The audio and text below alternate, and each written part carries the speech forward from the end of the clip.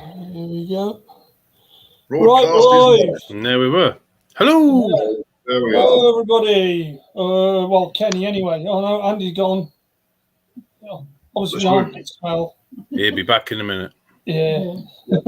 Yeah, just moving over the comments. Hello, Yeah. Kenny. Yeah, that's So- it. Apart from decorating, what's Parsley been up to? I've not done any decorating. I've been just normal work for me. A very friendly one. I'll tell you what, right? I'm going to say good evening to Andy. He's frozen. He's having his internet problems again, isn't he? Yeah. He's definitely. Hello, Andy. When you get here. Yeah, eventually. So do you want me to go and leave you lot to talk about bikes? Whatever. No, Yeah. what bike-related stuff can we talk about, really? Well, tyres. Yeah, this absolutely. week. We talk about tyres this week. I suppose you could talk about them painty things you put on the tyres. Well, you talk about your opinions. You make nice coloured tread patterns for your. Oh, that epoxy thing, yeah. We can have a little discussion about the Suzuki bringing back the Hayabusa, I suppose. You know? Yeah. Yeah, I suppose so. Do you not think that's got anything to do with Kawasaki dropping the ZX? Dropping the old Oh, Speaking of dropping, yeah, she did. Drop it, I'll say yeah. Sorry. I could spell that from here, There's Julie. definitely For something fuck's been sake. dropped. We got two Suffolk candies. Oh, we got two. I've got Andy in stereo. Right, so Oh dear. Andy, can you hear us now? we've got Suffolk Candies just joined. You alive? Are you there, Andrew? Come in, please. Oh no, he clocked up again. Ghostly apparition Hey. then. Oh no, he's I keep dropping it. I keep dropping it. Now I don't know if it's at your side or is it my side. It's about the fourth Well, time your I've side, mate. tried to get in. So yeah, How you doing, Andy? Right. all right, mate. Yeah, all right. Yeah, We're yeah. Went Carl's having sex. went and had me first injection today. Oh, did you? Yeah. Oh, Went and had me first injection one did you today. have? Yeah, which one did you have? Oxford one. Zenit. Zenica. Oxford is it? Yeah. Yeah. Is it AstraZeneca in it? Yeah, AstraZeneca. AstraZeneca. That's what I had. Yeah, it weren't too bad. Yeah. Mind you, I only had it about 3 hours ago, so Yeah. Your arm fell not off. so Yeah. long ago. No, it's Possibly- sore actually. But You might wake up in the morning with a bit of a stiff shoulder, supposedly. yeah, she said my arm might ache. My sister had it yesterday, and she Yeah. said she had a sore arm. But you get Yeah, that when you have a flu Sam jab, had don't you? hers. Sometimes. Yeah. You do, mate. Yeah. I mean, Sam had hers a couple of weeks ago, and her arm was pretty much dead for a day, to be fair. But she had the other one. She had the Pfizer injection. Oh, what the American one? Yeah. Yeah. That seems to be Yeah. more popular down here for some reason. All right. That's probably where they bought millions of them, didn't they? Or thousands of doses. And I suppose that's everywhere they went. Yeah. I suppose. Yeah. But yeah, I definitely had the Oxford one because they told me. So Yeah. yeah, something to look forward to, isn't it? I got to go back in Yeah, April. anyway. Have the second one in April. Good old boy. Yeah, I will just say, just quickly, obviously, as Carl's hosting tonight, obviously, I'll just say hello to Carl, hello to Chris, hello to Andy, hello to Kenny, and obviously hello to Gordon, who's just turned up. Oh, Gordon. Hello, everybody. Yeah, we've got 7 million people watching already. That's good news. I know. Yeah. Incredible. I've just seen something kind of interesting. We were just talking about the 2021 Hayabusa. Yeah. It's literally just popped up on my phone. There's a guy just done a video for the 2021 ZX14 in America. So Really? whether or not Maybe they've not dropped the model over there. Yeah, but they are definitely dropping it, aren't they? But They've dropped it over here. yeah, I posted up on the Yeah. crew site. There was the MCN video, which is quite interesting actually. I think he made a mistake though, because when they first released the Gen 1 back in 1999, that wasn't restricted. He said they were, but they weren't. They weren't restricted. No, they weren't. No. They I were think only restricted after. they were restricted after the first 6 months, I think they were, if I remember rightly. Yeah, that's when they obviously, you remember what caused all the grief? It was the ZX Yeah. and it was obviously the Busa. The fact that they had 220 mile an hour clocks, and the simple fact of the matter is, the Busa was just about capable of 200 mile an hour, and they actually, the ZX, I think, weren't too far behind. But on one or two videos that they did, they actually, the ZX was actually slightly quicker at the top end than the Busa. But that's obviously what brought in the gentleman's agreement back in 2000, I believe, wasn't it? Yeah, that was it 186 they said it, didn't they? Is that still in Yeah. place then, Wiggy, that Yeah. agreement? The 186 No. mile an hour?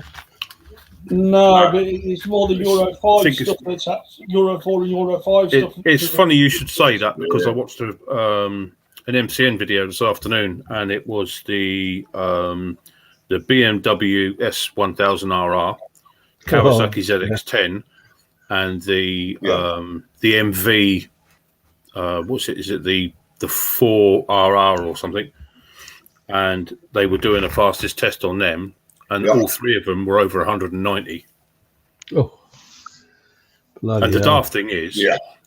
the BMW came out top on everything. The Quacker was very, very slightly second, but all of them said they'd rather have the MV because it was a better looking bike. Yeah, I mean, Yeah. once you get a bike going at that speed, it's more down to other things, isn't it? Aesthetics. The thing is, you put somebody like you and me on my bike, and you're bound to get 5-10 mile an hour difference top end, just simply for the size and shape of us. Yeah. That is true. Oh, we lost Weggy now, we? Yeah, it Sort looks like it. Just bag it dropping all. in and out on this link, don't we? So if you think about it, if they were just shy of 200, Yeah. with a little bit of tweaking, they would do 200, wouldn't they? Oh, Just a fucking slight hell, bit yeah. of tweaking. Oh, yeah. Yeah, decat them. Yeah. They would be. Decat them, a new mapping and whatever. My first ZZR was tuned quite well, and that used to do 220. Apparently, I never got it quite that fast, but I had it up to, I think it was 212, something like that, and then I was running out of road. Yeah. Had to take the video down as well.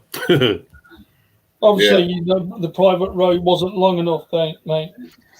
No, it was actually in France. But it was. Yeah, so you get caught and get back, you don't have to pay the fine. If you get home in time, yeah. Yeah, Mind you, some of the French police, they'll find you on the spot. yeah. See, Cash goes straight. I think they're quite a bit more stringent over in France, aren't they? Yeah. yeah. Well, their top speed is roughly about 82 mile an hour anyway on a motorway. So they're slightly faster than us. Yeah. They're 12 mile an hour quicker than us Yeah. on their motorway. It's about 82. Yeah, they are. Yeah. I think they're quite a bit more stringent now over there with their with speeding vehicles now, aren't they, over in France. To be honest. Yeah, I think they've tightened it up a lot. If They you're always in, say, yeah. if you're in something really nice and sporty, I mean, if you go past a police car in a Ferrari or a Lamborghini or something, they're normally waving at you. Go on, give it some, because they like it. You go past them in a fucking Renault, fucking Twingo or something stupid like that, they'll pull you. Yeah. I always think when I'm over there, as a rule, if I'm in urban areas and village areas, I always keep the speed limit. Always. Yeah. Even though you never see anybody. You can go through a French village, you'll never see anybody. You don't see anybody. There's nobody. Not even in the streets. It's really weird. Isn't it? It's weird. It's like there's nobody living there. But No, they always it is. say be very careful because of the Don drums, whatever they're called, will fucking nab you. Yeah. That's it. No, Inspector Clouseau jumps out. You're absolutely spot on there, Andy. The times, obviously, you saw, my trips up to Aidenkirk for tobacco and chocolate and all that rubbish. The times where we'd sort of gone off road and then gone through these little French villages. You don't see anybody at all. Nobody. No, it doesn't matter when it is. I'll tell you what, though, it's a lovely place to drive through, don't it? France? It really is. I love it. Yeah. Yeah, it's my one of my favourite places. The roads are good as well. They're good surfaces to ride on. Yeah, the B roads are so much better than ours. Their A roads are better than ours. Their motorways certainly are better than ours. Their fucking B roads are better than our A roads. Oh yeah, definitely. I'll tell you what, there's another thing as well, Andy and Chris and Carl. I mean, their signposting is spot on. I find whenever I've been over there, obviously you don't expect to understand half of it unless you actually sort of understand French. But I mean, to be fair, like you say, the road surfaces, the signage, and it's a lovely. If you notice, there's a lovely smell over in France as well. It's not like the UK. It's a lovely, fucking fresh. And I'll tell you what, when you get to Calais, Calais' got its own sort of smell. Yeah. Yeah. But I'd love to run over there with some of the crew when we get a chance, because I did plan a trip. Potentially, it was not last year; it was the year before, where we were all going to do like a tobacco run, and then obviously just go through France into Belgium. Yeah, that's gone now. There's a couple of good trips that you can do. You can do one to the Channel Islands and do all the World War II emplacements and stuff like that. Or you can shoot just across the border into Belgium, and you can do all the same again in there. Or you can shoot down to places like Le Mans. I mean, Andy's done Le Mans a few times, haven't you? Yeah. Well, I've done all the northern France. I've done all the First World War stuff, all the battlefields, all the cemeteries, all the bunkers. Second World War stuff there as well. Yeah, there's so much to see. It's unbelievable if you're into that sort of thing. I've seen some of your vlogs, Andy, which you've spoken about. And I know for a fact you've spent quite a bit of time over in France, won't you? Yeah. I love it. Yeah. I used to. In the end, I used to take my old dad with me when he was alive. I took him for bloody 2 years, and then the third year. Did you do a couple of trips with Mrs. P on the back as well? Did you on a bike? Oh God, yes. Yeah, no, she's been 3 or 4 times. Yeah, she's been Le Mans twice. Yeah, and she's been Normandy as well, to the Juno beaches and whatever. Yeah, she's been all over the place, mate. I'd love. Yeah. I'll tell you what, if we ever get a chance, we'll get us lot together, and maybe one or two others, and do that sort of trip. Because I mean, it's not. Once we get out of this COVID crap and that, let's be honest, hopefully the possibility will be there for us to do that. We've all got passports and stuff, haven't we? The second he says COVID's over, it'll be like fucking run Forest. Right, everybody to the shed. Well, I don't necessarily think that's going to be over because of all these bloody mutations, but that's no different to your common cold and your flus and all that shit. So we'll get used to it. But if you think about it, then I'm 65, so they're down to my age group. Most people in that place having their injections today were my age, so it's only going to be. I said to my missus, she's 7 years younger than me. I said, you'll be up here in about 2-3 weeks. Definitely how they're going. They're going. The woman who gave me the injection said they're going at a hell of a pace. They're going to get everybody over 50 by the end of February, don't they? Yeah. Well, I actually read, Carl. They said I'm 55 in March, and they just said that they were looking to get all the over 50s done by May time, I believe. So I mean, obviously, progressively work up to that. Yeah. I thought it was in end of February. Or was that just over? Yeah, I will say. Don't know. The thing is, Carl, you just don't know, mate. I mean, even Gary Glitter's had a fucking injection, hasn't he? Yeah, but not the right fucking one. Yeah, not the right injection, mate. Exactly. Yeah. He should have had a porcupine put up his fucking ass, mate. Yeah. Mate. Yeah. That's what he Anyhow, said, just Kenny, I'd just like to say hello. Good evening to Meist, by the way. I see Meist and Tracy's up he's there. on there. Yeah. I think- Kenny's put down there the smell. I know what you know what I'm saying. When you get to Calais, there's a certain smell when you get to Calais. I don't know if you noticed that, but where Kenny's put down there, it's just the cheese and the wine. The smell, it's got. I'd like to say, for me. I'd say it's an onion smell, but there is a certain amount of onion smell. Onions. Well, don't you think, though, Wiggy, when you get off a plane and you go to Spain, that's got its own smell as well, hasn't it? All these different countries have a slightly different smell. Like if you go into a French supermarket, that smells fucking weird, but don't in Tesco's. Yeah, that's all that fucking stinky cheese and garlic and everything. That's what that is. Yeah, we've been to the Canary Islands. Go to the Canary Islands, and whether you go to Gran Canaria, where you go to Tenerife, Lanzarote, or Fuerteventura, they've all got the same sort of smell, and it's completely different.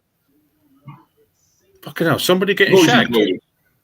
Somebody getting fucking tiny pooches, micro pooches down here having a scrap. All right. I thought somebody was taking it from behind and didn't like it. Actually, see these are Sam's little dogs, and one looks exactly like Hartley Hare from Pipkins. I thought that was Gary Glitter getting the fucking cactus up his ass.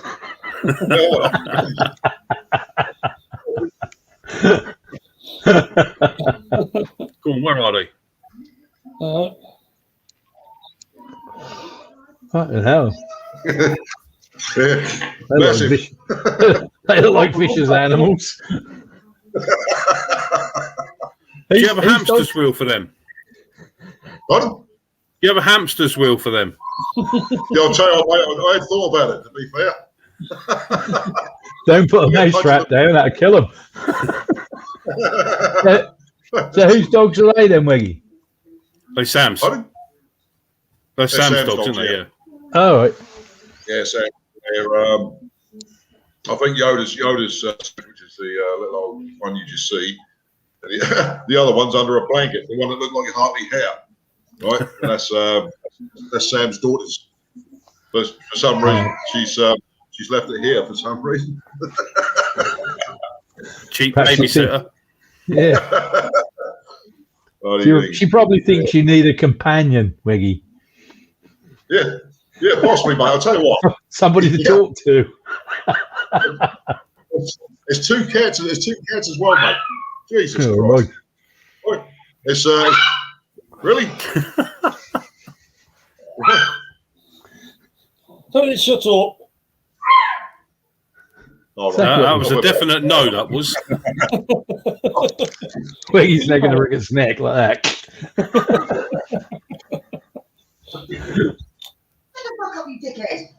Shut the fuck up, you. You can't speak to Wiggy like that. No, exactly. That's not very nice. Not very nice. Speak to poor old Wig. Just shut up, Chris. She's watching us on the big screen, mate. So she is watching. That's up on the TV in the other room. Bless her. What's it there? Oh, hello, Susnet. Mr. Susnet 555. Right, so I've just had a quick. Go on, I've just had a quick shufty, and over 50s are due to be vaccinated by the end of May, and that was 3 days ago. Yeah, right. Yeah, that's what I thought, mate. Yeah. All right. Yeah. Oh, Susan said he's 66. Yeah, he's saying he's 66 in a few weeks. Not sure if I'll have it yet. Can't understand why. I was a bit like that at the start, but I thought, well, bugger it. If you want to get this thing killed off, and that's the only way to do it. Yeah, it's no different. Yeah. Understandably, you can understand people's concerns. There's been a lot of negative press, and of course, we've all questioned a lot of things, for the last year and 13, 14 months now. Yeah. Obviously, if you like a motorcycle, if you like, the injections have been under reviews, and we've been keeping our eyes open and deal. And you know, to be fair, it's going to. I think it'll get to a point where if you want to do anything in life, you'll have. They've said they're not going to do passports, right? But I believe at some point there will be some requirement for us to do things like travelling. If you haven't had the infection, possibly, then you might not be able to do certain things. You know, that's just probably international travel. That's a certain. Yeah, they've already said that, haven't they? Yeah. I'm back. I've just got to put some chicken in the oven. Give me a sec.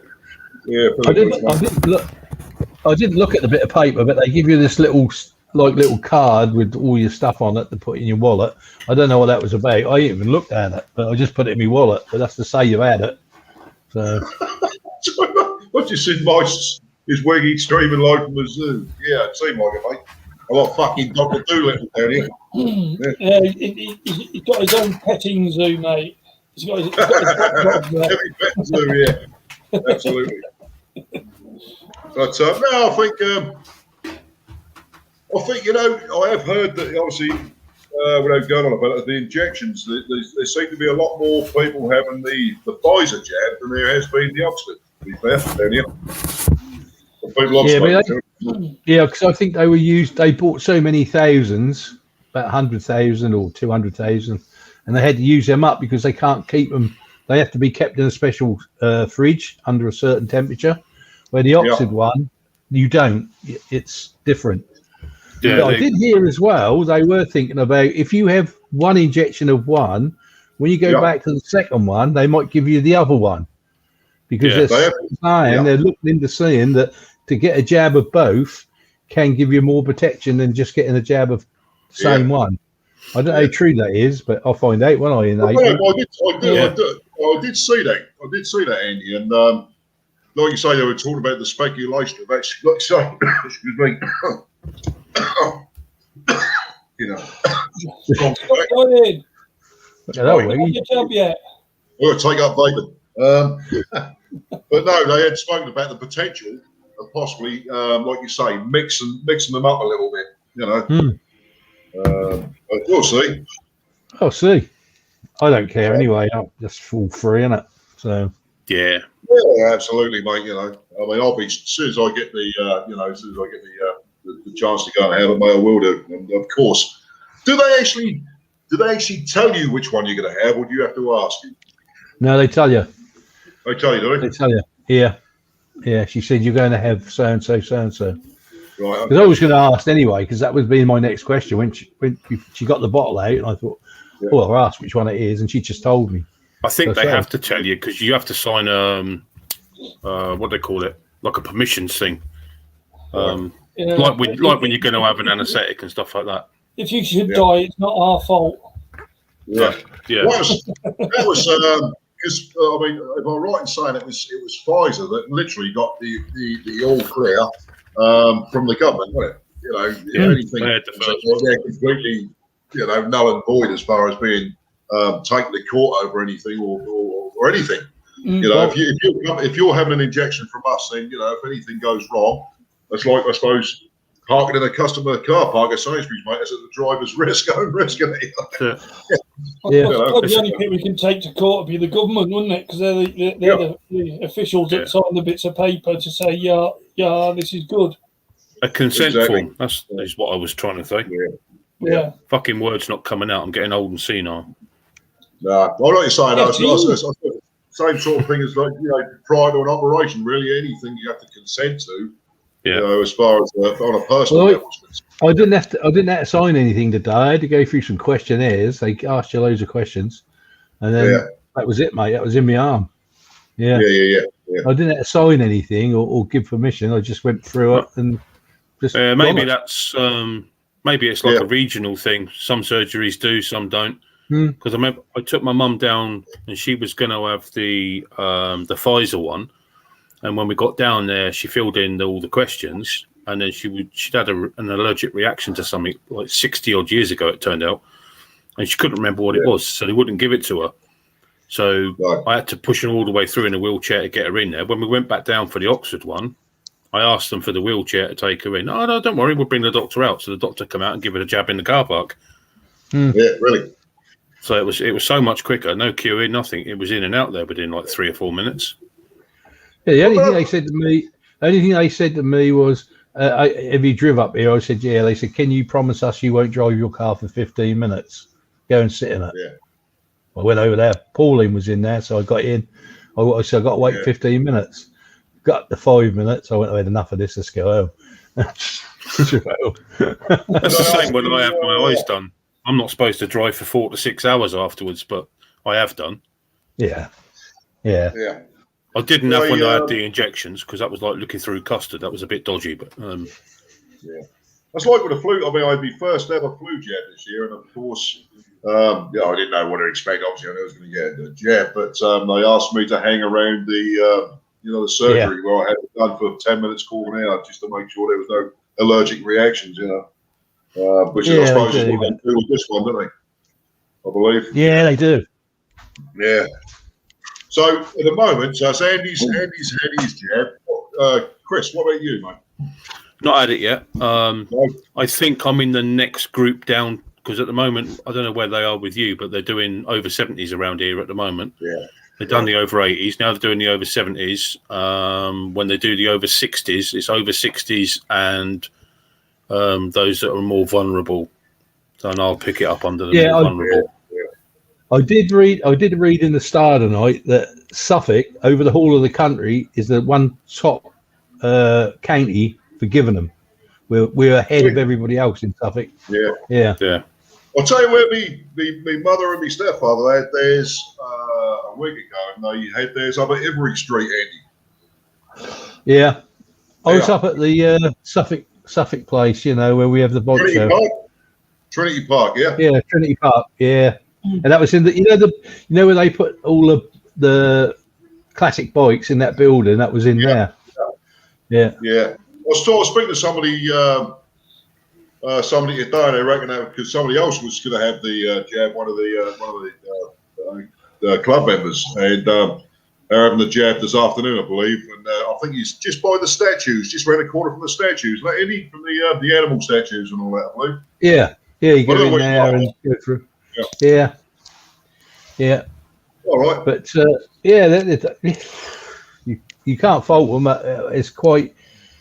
It was just well done. You just turned up, parked your car, walked in, fill in a form. In you go, get set into a place, in they come, boom, boom, boom, job done. It. Yeah. I think the way it's been done, especially now when they've picked up the numbers and locally, it's given people a lot more confidence with it.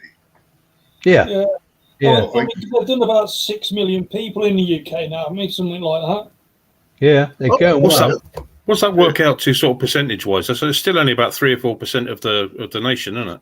Well, there's 67 million people in Britain, aren't they, altogether? Man, women, and child. Oh, they're coming up towards 10% then. Yeah, that's sort of about 8 or 9%, isn't it? Yeah, they're doing well. They've been at it about a month, really, haven't they? Seriously. You'll probably find as time goes on, they'll speed up. As they get more proficient at it and find ways of speeding it up and getting more people trained to do it.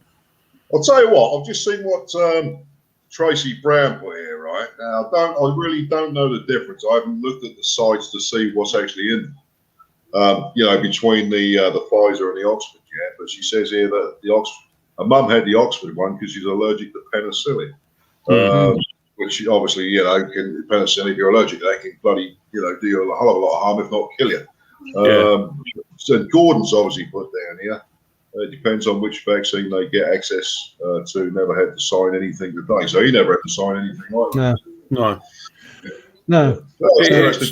It could just be the surgery being over enthusiastic, but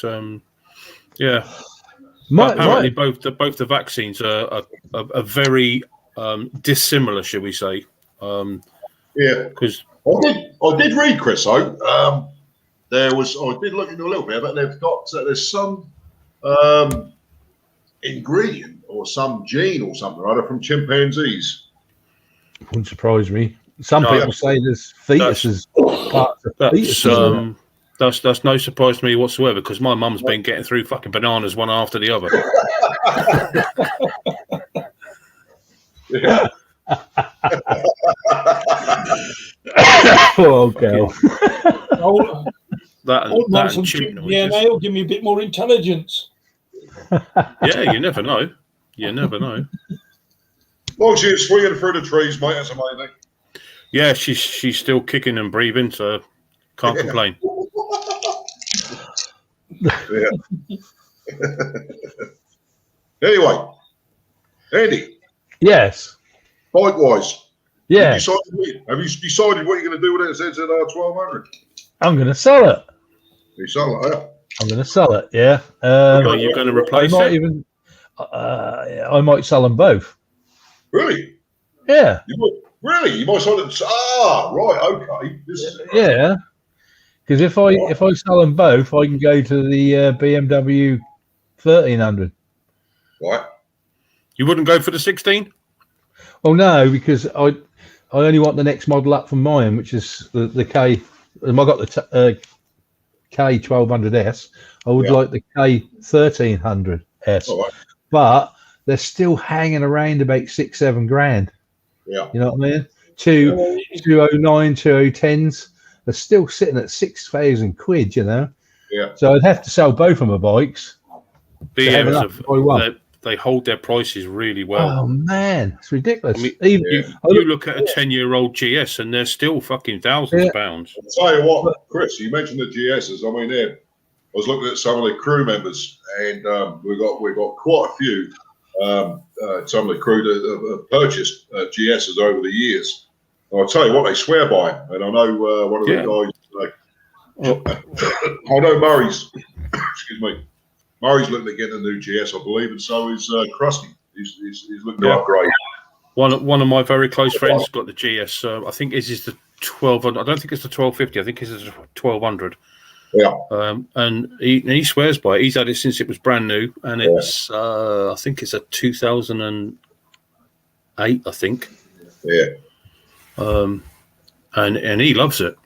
Yeah. Yeah. So I know you had the adventure style bike, obviously with the 1050. Yeah. Do you know, I can see massive potential in it. Bikes. They just don't interest me though. You know, I just the style of the bike don't interest me. I love like Andy's going for the 1300S. I mean, I like Andy's bike anyway. I think the 1300S, especially for Andy, which suits him down to the ground. I couldn't imagine Andy going to something like a GS band. You know, no, I don't think I could imagine myself riding a BMW with a boxer engine. I really don't. I don't think that would cut it for me. You know what I mean? I've had a quick go on his, and I was surprised. It actually runs smoother than my Varadero, which is a V twin. Yeah. Very similar power outputs. Although the BMW is more, but when you think you've got two pistons going side to side as opposed to going off sort of 45-ish degrees, isn't it? And it's. I thought the vibration was going to be a lot worse, and it was probably less than what I had on the Honda. Yeah. I personally thought, with BMW all those years ago when they went over to the K series, I thought that was the way BMW were going to stay. But obviously, that wasn't to be the case, was it? I mean, they've moved so much further forward there with the. Obviously, they got the K series, which Andy's got, and obviously the GS range is obviously still the boxer style engine, isn't it? Yeah. I think it's a nostalgia thing, though, isn't it? No, they're not. Triumph came out with all the old bikes, and Royal Enfield started taking off a bit as well. So I think BMW carried. And I thought, I'll tell you what, we'll get the old boxer out. Yeah, the boxers are ultra reliable, don't they? Oh God, yeah. I think if I'm right, when they first brought them out in the war, I think they were air cooled, weren't they? And now they're water cooled, aren't they? Yeah, same as the old VW, same as the old VW lumps, weren't they? They're air cooled, weren't they? Yeah. But I do like the RR. I must admit, I love the RR sports bike. I really do. If I was a young bloke, I'd have one. Trust me. Yeah. But yes, I'm too old Well, for I think that. they're a definite tool, mate. I mean, when they first came out, I mean, obviously there was the fastest bike on the planet. Well, I mean, it's so light. I think it's about 160, 165 kilos for them things. I mean, it's incredible, really. You know, all that power, 200 brake horsepower and 160 kilo machine. It's really, I think your 125 is heavier than that. yeah, I know. Bloody crazy, mate. Yeah. I mean, it's like, you know, I keep saying about the ZZR 14. I love the big old buses. I mean, obviously, I've been a fan of the ZZR 14 for quite a few years now. I just love that big old bikes. Now, I know, if I'm right in saying, Chris, the dry weight, if I'm a dry weight of the ZZR 14 is about 225, or was it more than that?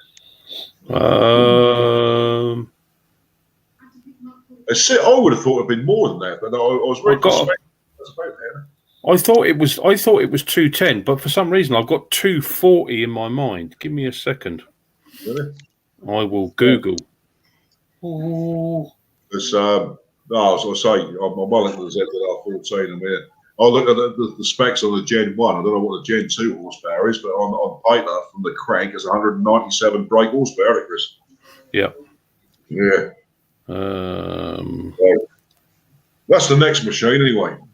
Right, so I haven't got the dry weight's not coming up on here, but wet weight is 265. Oh, is it? Yeah. 220. Dry weight, 220. 220. Yeah. All right. I thought it was around that sort of mark anyway. But yeah. I don't know where I got 240 from. Christ, I can't even remember riding anything that's 160 kilos. I'm sure my Z250 Scorpion probably weighed that. Yeah, more than likely. Yeah, you know, Jesus, mate. Incredible, isn't it? The ZZR 14 is a lump of a bike. There's no doubt about it, but that is. It doesn't feel heavy though. I mean, I went from an XJR 1300 to my first ZZR, and the ZZR felt a lot lighter. Now, I don't know how heavy the XJR was, but it's lower. Yeah. So it's probably got a lower center of gravity, which makes it feel lighter. Yeah. The only reason I got rid of my XJR was because the fuel consumption was horrendous. Oh yeah, I think I was getting about 120 mile to a tank. Yeah, I went up to the Lake District with 3 of my mates, with Pauline on the back and full luggage, and I was in petrol stations all the time. They weren't. I was stop fuel. I reckon I filled up fucking twice as much as they did on that holiday. Yeah. You know, I thought I can't. This fucking bike. It's a lovely bike. But I think the XJR and the ZZR have got a very similar fuel tank size, and I get about another 110 miles per tank out of the ZZR. Crazy, isn't it? And yet my ZX12R, I obviously reading all the reviews for the amount of time I did. And they did say to me, you want a separate fuel tanker behind you, and they weren't wrong. That was a fucking bike. It's probably, I think on average, it's hitting about 25 miles to the gallon. That was bloody ridiculous. Absolutely crazy. But they did forewarn. There was the forewarning with the ZX12R. You will be putting some serious amounts of juice in that tank, and spending some silly money on it. But it was worth it for the time that I had it. Yeah, don't go any further than your local shop. No, I got the point where I stopped using it, but that was for a different reason. Well, you get money, though. But you get it. Sorry, I was saying you go over to the Harleys and you get that little tank that does about 50 or 60 miles, don't you? On the on one of them, it's a little old tank, like 60 miles.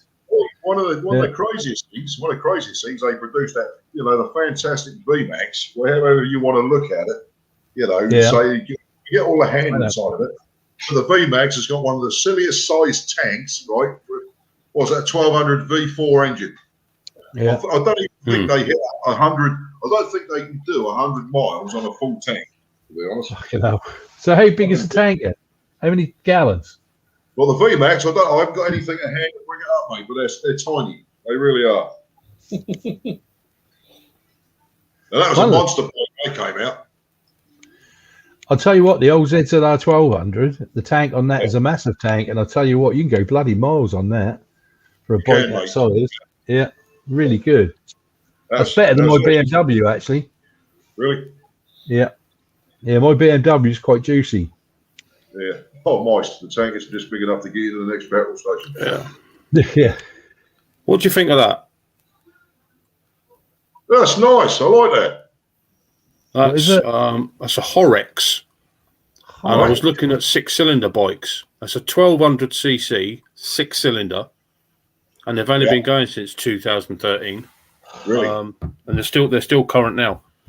But if you punch into YouTube 6-cylinder bikes, there's only 12 that they've ever been made out from production. Although Alan Milliard's fucking adding to that quite quickly. But there's some nice. I mean, there's a couple of Laverdas on there. The SEI, or the SI as they call it. That was originally a 750, and then they bought that out to a 900. Yeah, that was the Benelli, wasn't it? Yeah, the Benelli. But there's some lovely old bikes on there. There's a Laverda. It's kind of like the Jota, but it's a 6-cylinder one. Yeah. I haven't seen that one. The sound is fucking gorgeous. The Benellis were a nice, different looking bike, and of course the 6-cylinder was smooth. The only problem with the Benellis was when they came out, they were basically based on the old Honda, a single overhead cam CB750, right? So the thing is, they had the smoothness, but they didn't have the horsepower. The first real, as you know, with the 6-cylinders, there was two major bikes. Obviously, the CBX Honda 1000 and the Kawasaki Z1300, which was obviously water cooled, which was different again. They're the two bikes that stand out as a 6-cylinder, apart from anything that Alan Milliard has been, for me. But then, that's like, do you know, we were talking the other day, and do you know what? If money didn't mean sod all and we had plenty of it, I'd still love an MV Augusta, MV. I mean, they're, that video that I said I watched earlier on, they said that the, I can't remember the model. I think it was the VR4 or something like that. 18.5 grand. Yeah. Just silly money. But how much is this new? How much is this new? The new one they just brought out. We said a minute ago. Well, the Hayabusa. Yeah. How much is that? No. I mean, I'm not kidding you, right? If you remember Orwell's had one of the last models for sale. It's a horrible bloody blue one. I mean, I don't like that Gen. Is that Gen 2 or Gen? I think it's Gen 2. They finished the Hayabusa, so I don't think they went up to a Gen 3. But the Busas they were chucking out for 10 grand. That was the price. 10 grand, mate. Well, at the end. Yeah, 10 grand, mate. Brand new. So but I don't know the price. I don't know the price of the new ones. So what's the difference between the new one and the last ones that came off the production? What's the difference? If you have a look at, they look the same. Yeah, I know. But I actually think that, I mean, however people want to look at it, and whether you're a Busa fan or not, I actually think this particular bike looks a lot better than the Generation 2 because they got all lardy and fat and horrible and fucking, they really became a disgusting looking bike. To me. They've lowered the the tail fairing on it, which makes it look a lot smoother on the back. It doesn't look like it's been shunted up the arse. No. And I think there's quite a few tweaks, obviously, with the Euro emissions. I think that the horsepower is slightly down. Not that it really makes a lot of difference with an engine like that, but I think it's a few tweaks, but essentially it's the same engine, Andy. I think obviously the mappings, and one or two other things, but there's still plenty of people out there who will go and buy it. Oh, God, yeah. I don't honestly think Suzuki have made a mistake by bringing it up. The exhaust, well, it is what it is. Yeah, they come off, wouldn't it? As soon as you got it, that'd be off, wouldn't it? And something else put on there. I seriously think they should sell bikes with no exhaust. Yeah. Oh, so yeah, and then you cut down on the scrap. Yeah, you cut down on the scrap, and I think, to be honest with you, as long as they didn't mess about, because and I was speaking to Tony Everett, who's he's got a BMW at the moment, Tony Everett in the crew, and he's I know he's looking at getting a BMW, but he was also talking about ZX10s, I think it was, and after 2015, they started putting in some of the electronics that actually made the bikes run worse right, without the original exhaust. Yeah. Oh, right. It's got a certain name to it, but I don't know what the name is. It's an electronic program that actually makes the bike run shite without the original fucking horrible can and stuff on it. You know. What I think they should do is when you buy a brand new bike, rather than put the standard fucking can on it, do away with them totally.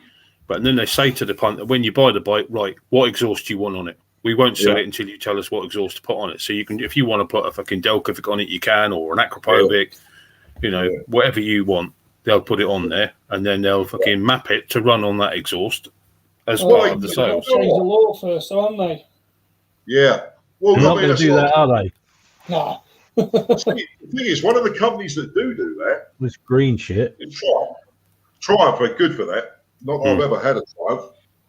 As you know, Chris, Triumph, they've got such a massive after-sales service. Yeah, but the thing is, it is fucking huge. Yeah, try to sell you the bike with the original exhaust on. It's like then they charge you extra to put the new exhaust on as well. So you have the new exhaust on there. They keep the old exhaust, and it's brand spanking new, and they obviously sell it off. Exactly. Yeah, exactly. No, it's a dealer's raking the money in. It's not anything that Triumph are doing. No. It's definitely the dealers doing that. I know when my boy bought that Gixxer, he had his exhaust because it had the standard exhaust on it, and he bought a new replacement exhaust, which he's got on there, which was fucking ridiculously priced, but he got it, and he put the old one in the box. I put it in my garage, and I said to him start of last year, I went, Aaron, why don't you put that bloody standard exhaust up and sell that? And he bought it up on eBay, 40 quid. 40 quid. Really? That's all they're after for. Brand new, in a box, 40 quid. Yeah. Really? Nobody wants them. No. What do you want to make? I mean, they're scrap, aren't they? That's all they are, aren't they? Scrap. Yeah. So exhaust prices are like really weird. As you say, the standard ones, nobody wants them. You might get the odd one or two people that have got a really loud exhaust on their bike, so they'll buy a standard one just to chuck it through the MOT. And then you go to the other end of the fucking scale. I mean, like Akrapovic exhaust, you buy a complete system for my bike, you're looking at 1,800 quid. Yeah. I think my boy's exhaust was about 900 quid. 9 to 1,000. I mean, the one that I've got on there now is 1,400, and I think it was 1,420 quid new. Yeah. What cans have you got on there at the moment, Chris? Because you know, there's a picture of your ZZR, right? And somebody said to me the other day, because that looked fantastic. The bike you're actually facing, the bike is facing away from you. It's got them lovely upswept link pipes with them short stubbies, the black stubbies. Are the ones you still got on it, or are they? No, they were the Delcovics, and in fairness, the Delcovics sounded better than the Akrapovics that are on it now. The difference being is the Akrapovics help the engine to run smoother and better and give better power delivery. Those big Delcovics, you lose a lot of the back pressure, so you do lose performance. I mean, the bike is so fucking quick anyway, you don't really notice it. And it'd be different if you were drag racing it or had it out on a track, then you'd notice it. But for general road use, I kind of wish I'd kept the Delcovics on it, but those Akrapovics they're brilliant. I mean, they do sound nice, but they are quieter than the Delcovics that I had. I mean, that's one of the reasons when I went. Because I went to Delcovic route with the ZZR 1200, and I've still actually got the original cans in the shed up here, and I decided, because of the back pressure, admittedly, the little 200 litre stuff sound fantastic, but I went for the 350s, and you know, because of the back pressure, more so than anything, you lost a lot of that lovely Rorsty 200mm stubby sound. But admittedly, I've spoken to a good few people who said when I have stuck stubbies on, because you lose that back pressure, it does upset the mapping slightly with the fuel injection and everything. You know, it doesn't make so much difference with a powerful bike, but you know, if you're looking for a nice, smooth transition exhaust-wise, and to keep that mapping and the running of the fuel in as good as possible, then you have to go for a slightly longer end pipe, don't you really? Yeah, well, On when I had the Delcovics on there, the link pipe is 51 mil diameter, and the exit on the can itself was about that big. So probably 80 mil, something like that, is the exit. That is now the inlet size of the Akrapovic. Really? Yeah. The actual link pipes are from where they join in the collector box underneath. They get bigger rather than just be the same diameter all the way through. But they're all titanium. Send me a picture, Chris, with the bike with the Akrapovics on. At some point. Let's have a. Yeah, because I've got Akrapovics on my ZZR, haven't I? That's nice. So it's not loud, but it's got a nice sound to it. They are actually racing cams. Yeah. Not for road use. Yeah. No.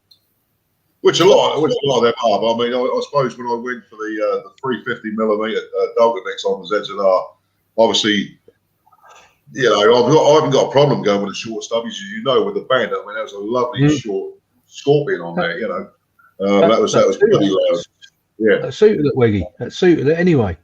It did, mate. Yeah, it did. It did. Looked good. But the ZZR, actually, the ZZR 1200 actually looks better with the slightly longer silencer on it than the stubbies. Although, so that, another mate of mine's got exactly the same ZZR 1200, same colour, and he put the 200mm stubbies, and they didn't look too bad, but it did sound bloody awesome. It did sound pretty good. Yeah, they are nice. Yeah. And of course, they're reasonably priced. Delcovics, aren't they? Like the Black Widow. Yeah. I mean, I think the last lot of Delcovics I bought for the ZZR, including the link pipes, was 300 quid. Yeah. Yeah, mine was about 140, 150 quid for my bike for one. That's all it was. Yeah. The black on mine. Yeah, that looks great. And it's got a good sound, and that pop's nice as well. They seem good quality. Say what? Yeah. I didn't get that, Wiggy. What did you say?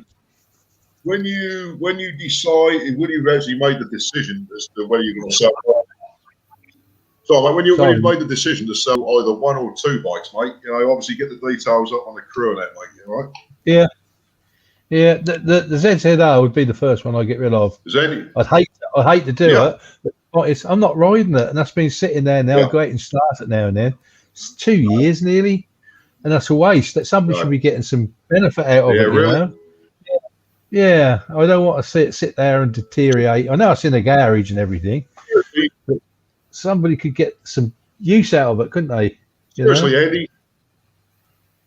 I know a guy in the crew, mate. Andy, I know a guy in the crew, Wayne Baker, who's looking for a ZZR 1200. Well, put it my way then. Yeah. It's got no MOT on it and that, because I haven't had it on the road for 2 years. But I wouldn't have thought for 1 minute it would not go through.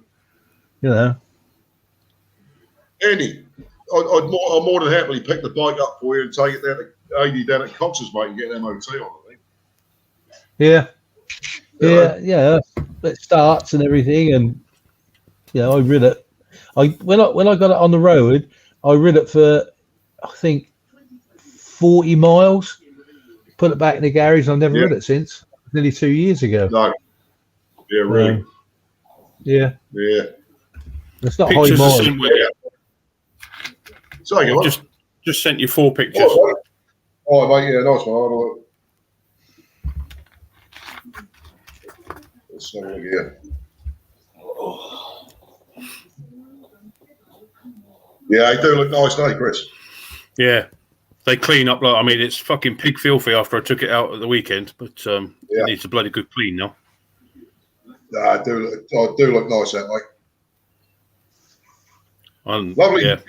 Lovely seat on there as well, Yeah, that is really comfy. That's the aftermarket comfort seat for it. I'm not sure that the lads can see that at all. I thought I can get that closer.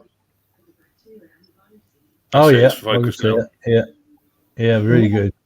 So they're titanium with carbon tips. Yeah, that looks really good. Tri-oval shape. Andy's got a nice seat on his ZZR. Yeah, a little bit like that actually. It's like the front, and then custom built seat, that one. Yeah. Very similar seat on my Varadero. Really comfy for long distance. Yeah. You know, I sold the Bandit, didn't you? I said, "What? You know, I love that bike. Right, I will get another Bandit." Right. The one thing I wish I'd never sold actually is a seat. Right. I had that Recaro seat on there. And was it not the Recaro? What was it? No, what Recaro? That's a bloody car seat. Corbin. Sorry, they had the Corbin seat on there. Oh, Corbin, yeah. Right, and then I get them for love of money. And I thought that the other day. I thought, what a twat! Why don't I just look for a cheap, standard seat, right? And get one of the back and seat on it, But it is what it is. You've probably got one for about 25 quid on eBay for that. Just standard seat, yeah. These things afterwards, don't you? Yeah. But the point is, would that have fitted another bike though? Was that just made for the Bandit? That's just literally made for the Bandit, size wise. And you're not going to have another Bandit, are you? No, and you're not going to have another Bandit, are you? Yeah. Yes, mate. I'm going to get. I will once I've sorted out the ZZR 1200 later on in the year. I'll get another 1200 Bandit. Okay. Yeah. Do you know I've never owned a Bandit? No, nor have I. I think I will have to get one. Mate, I'll tell you. I'm going to be without a bike for about a year, I reckon, with the next lot of meds and stuff that's going on. Yeah. But maybe get a Bandit or something like that I can make a project bike that gives me a year to get it done. Yeah, just don't put a load of gay-looking studs on it. No. I think I'll be putting fucking wood underneath the rear end and fitting it up there with fucking no nails. So what? Old matey boy who bought that off Del Boy, he's still got it, hasn't he? Yeah, Dave. Yeah. Mirius. Yeah, Mirius, that's it. Mirius, yeah. Fucking hell. Yeah, Dave. He's actually a very nice guy. He is a nice bloke, and he's very talented. He's a lovely guy, is Dave. Yeah, he's a very talented guy as well, like old Alex. Yeah. It's his claim to fame, isn't it? He's got Del Boy's bike. He's made it sort of. I won't say sensible. That's the wrong word, but he's made it. I think safer. Safer, yeah. But if you remember, Andy, when we went, you came with me up to Cambridge pinstriping the first year, and Carl was there, and I'm sure he turned up on that year, didn't he? He did turn up. Yeah, he did. He did. I remember him. I mean, he was parked on near the front. Wasn't that the one that? Wasn't that the one that Del Boy had at the Ace Cafe that year when we first went down? Yeah, and he had that big blanket sheep thing. Yeah, Dave did take it up to the first Cambridge show as well. Yeah. Nice, Eddie. Always a good call. Put that there, Weggy. If you get another Bandit and you want a Corbin seat, give me a shout. I will do. Gordon, cheers for that, buddy, because I'll tell you what, they're pretty rare nowadays. They are rare. Yeah. Yeah, nice one. But you can get another bloke. Cambridge pinstriping show as well. He was on his KTM. Yeah. God, I've got a question for you. Being as I've never had a Bandit, do you prefer the faired or the unfaired? Unfaired. Unfaired.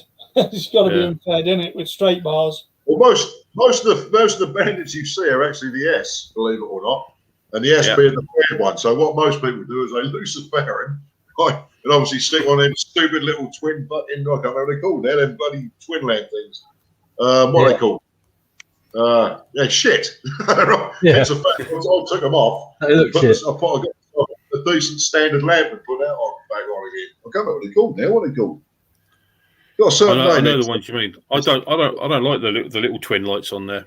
I like the nice big round one. I think I look much better. The standard, crap. Nobody light affair. I would change it to LED, but nobody would recommend twin lamps, mate. Crap. Yeah, I think if I had a choice of the two, I'd go for the naked one and not the faired one. And I do like faired bikes, but I think for the Bandit, I think that looks a little bit more rugged and a bit mean. It's It's probably just me being lazy, but it's so much fucking easier to work on an unfaired bike. Yeah. Yeah. When you think about how many years you've got left of your life, right, and how many years you'll spend removing plastic. Right? Yeah. Right. I might put a little bikini fairing on it just to take a little bit of the wind off my head. But yeah. You've been moving the plastic. You know, the daft thing is when I had the XJR, that was obviously a naked bike. I used to ride that round all over the fucking place at stupid speeds, and I never had a problem with my neck. Yeah. No, when you get a faired bike and you haven't got it set just right, and your fucking head's doing this, you end up bushed like fucking Tyson. Yeah. I know my XJ, I had a very small windscreen just on the front, and that just took it off, and that was all right. Yeah, it was all right with that. But when I had me Harley, I had no screen, and God, man, well, that wiggy though, it was like hanging on for dear life at fucking 80 mile an hour. I tell you, you had Harley up to 80. Yeah, it was fucking over 100. And over 100, mate. If you hadn't have thought that was something Andy on a Harley, you would have thought that was fucking Brian Connolly from The Sweep with them flares. I'll tell you. Flapping away, weren't they? Flapping away. Oh, fuck me. I'll tell you Just what, get him that long blonde wig. Yeah, you know that. I'll tell you what, Getting that way now. 1200 Sportster Andy had. It did sound nice. It did sound bloody nice. Oh, that was a nice bike, actually. Once I got the battery sorted out, that was fine. Fucking hell. Puncher after puncher after puncher. Puncher after puncher. Fucking battery problems, but then I got it sorted. As soon as I got it sorted, I got rid of it. I was actually quite disappointed you got rid of it, because I actually like the bike, to be fair.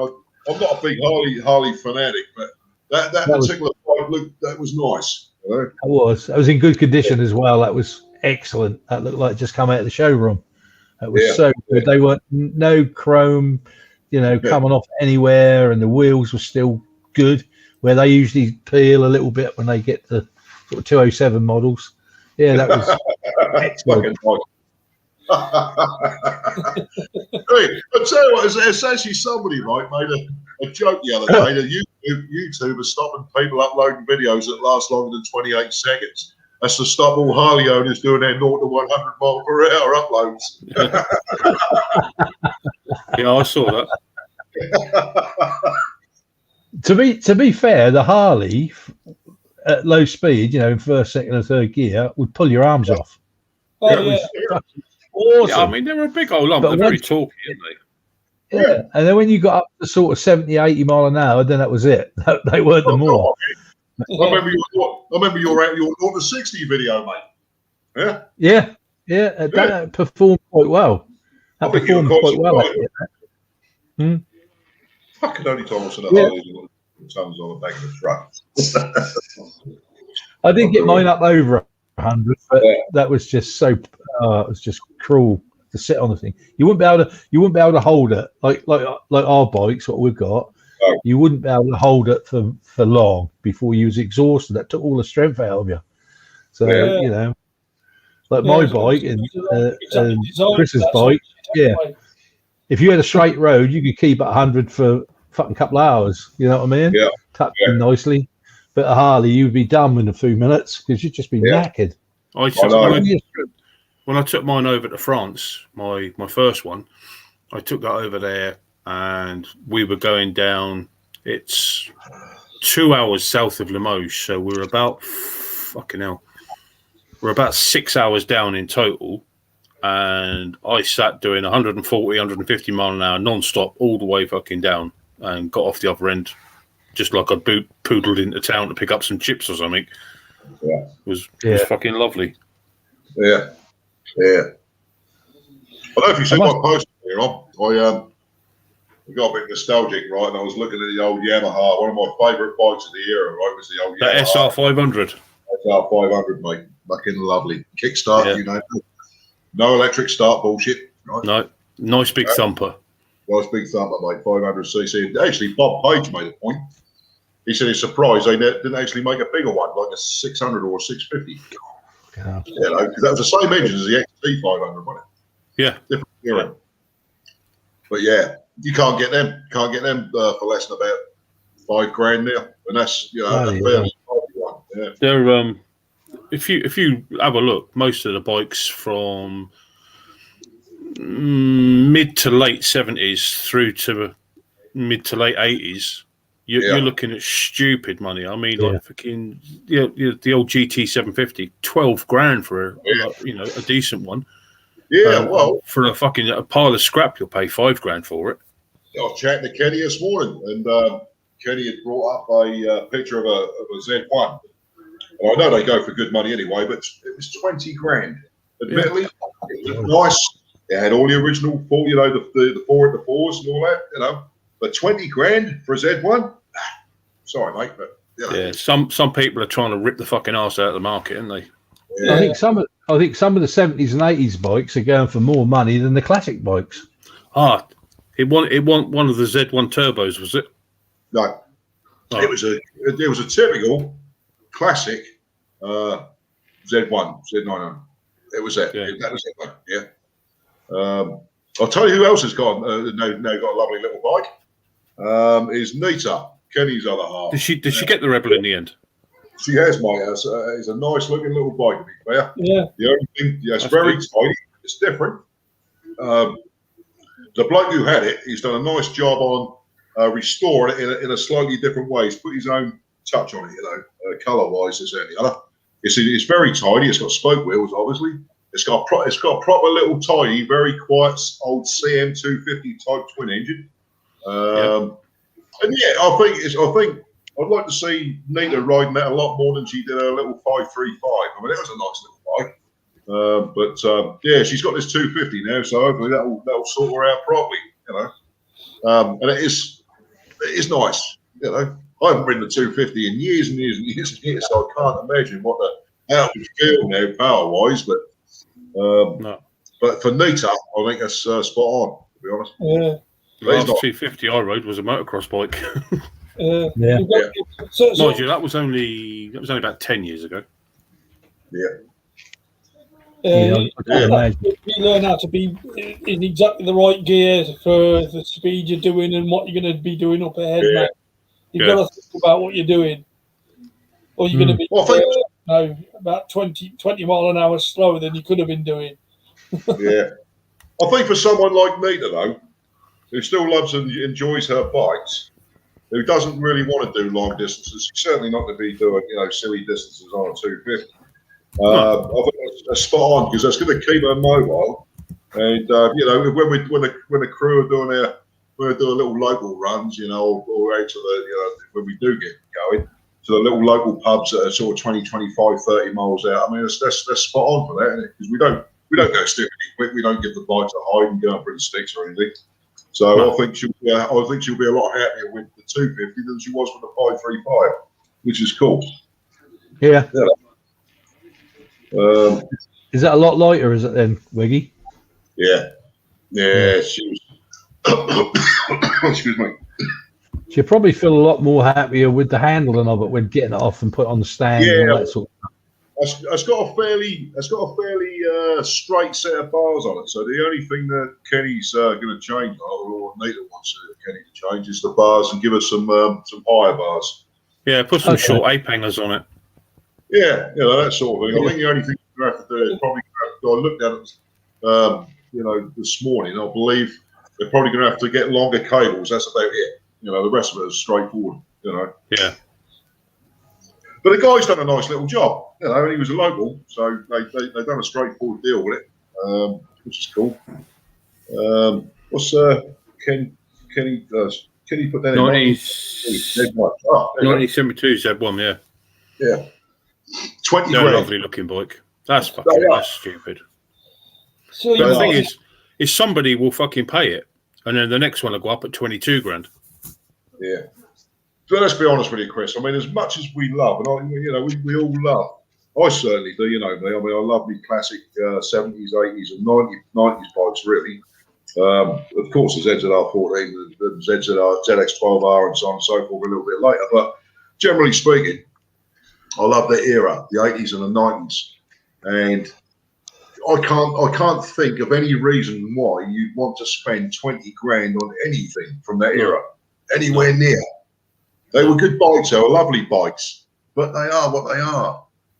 You know, well, if you got 20, you've got no money. Money's no object. It don't matter if you want that bike, you go and buy it. exactly. Yeah, I'm not. Like for us normal people. No, 20 that's grand right, money. I suppose if you had a load of money floating about, you wouldn't think nothing of it. But I suppose from our perspective, that is a hell of a lot of money. Yeah, hell of a lot. Oh no, you spend 20 grand. Go on, then. Here's a tester for you. You've won the lottery, millions in the bank, and you've got to pick a bike from the 80s. What are you going to get? Oh dear. God. Oh Jesus. If that's from the 70s, I would have gone. People would knock it, but I love the bike anyway because I knew a guy who had one. There's a Joe 1000 Levada. I've always said that. From the 80s. Oh, geez. Really? I'm trying to think of. It certainly wouldn't have been a Hesketh, but that was late 70s, wasn't it? Right. I don't know if the Van Veen was still built in the 80s. Might have been. Don't know. See, for me, I'd go straight for the Suzuki RG500. Yeah. Just because I'm a two-stroke freak. Do you know what? As much as I'm a four-stroke fanatic, especially in the inline fours, I might be inclined to say the same because it's such an iconic Widowmaker, right? Yeah. I'd go for that, and if money was no object, I'd probably pick up something like a CB 1100R as well, the Honda. So now, I can also think of another one, and I think if it was brand new, as much as it's not quite my style, and it probably never was, would be the original GSXR 1100 Slammy. Yeah. Yeah, right. It's quite iconic, isn't it? Yeah, Andy's still pondering. You can see the fucking cogs turning around in his head. I have no idea, and that is the truth. I have no idea. I don't know. So what would you say for the 70s, Reggie? You'd go for the Joe 1000, yeah? Yeah, I've always loved them, mate. I mean, the guy over the road from me, he was a bike fanatic, Graham, and he bought the Joker. He loved it, absolutely loved that bike.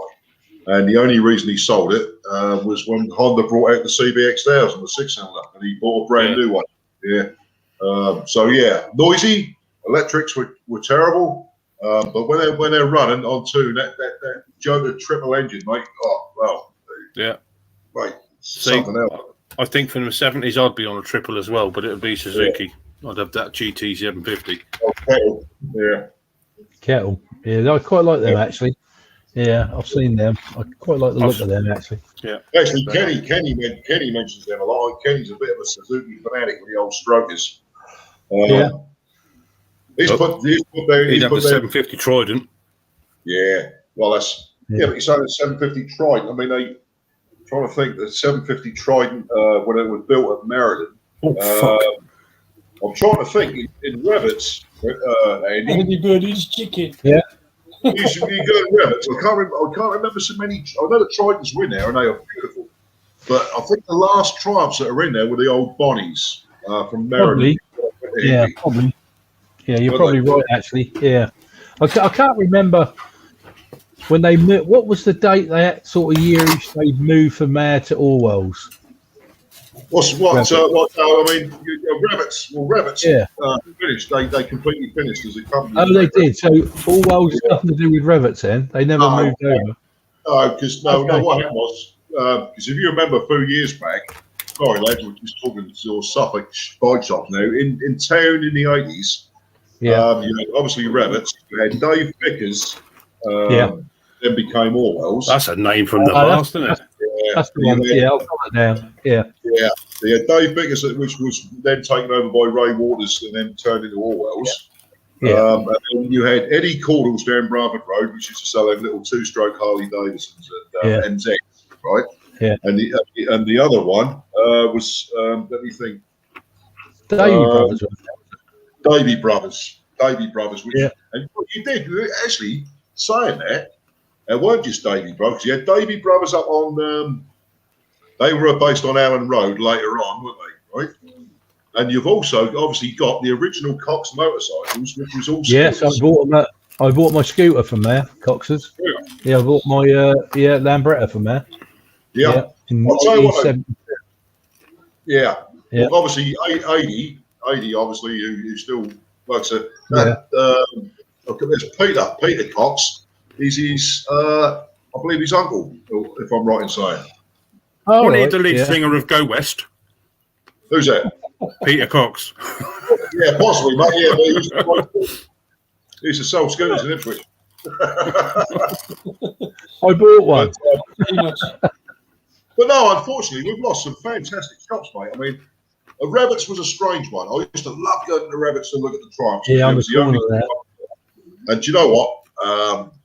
You couldn't be failed to be impressed with the Triumph range, with the old Meriden stuff, not the Hinkley stuff, but the Meriden stuff in the old day. And of course, even the brand new bikes had oil leaks. Rabbit's floor at the front was always covered in oil, you know.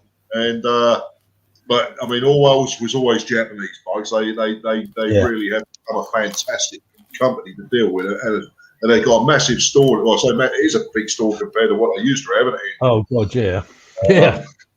But that's unfortunately we've lost. You know, Eddie Caldwell unfortunately passed away, so his shop went down. And of course, one of the saddest losses from my perspective is Rob down Upper Orwell Street with Ipswich Motorcycle Accessories, because he was yeah. guy, you know.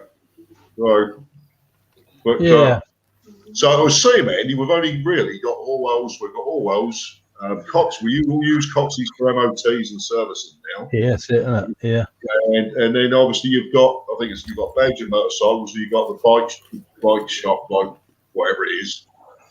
That's about it as far as I think. You know. We could do with a another sort of accessories shop. You know, I think so. The gear, you know, and stuff like that. That's where Orwell's is too expensive. Yeah, it is, mate. That's where Rob was fantastic, mate. You could go. He was, yeah. And you could get anything from an indicator bulb, right, to a battery, to leather gear, and that was always cheaper and all good quality. Yeah. You used to phone him up, so I need a battery. What sort of bike? You'd say it. He'd say, "Come down this afternoon, that'll be ready." Yeah. And you know, mate. I tell you what, from 1980 onwards, his voice never changed. Every time he'd answer the phone, "Hello, Ipswich Motorcycle Accessories." You know, and as soon as you spoke, if you got quite a distinctive voice, say, "Oh, hello, mate, how are you?" You know, and he sort of started rambling on, but that was cool.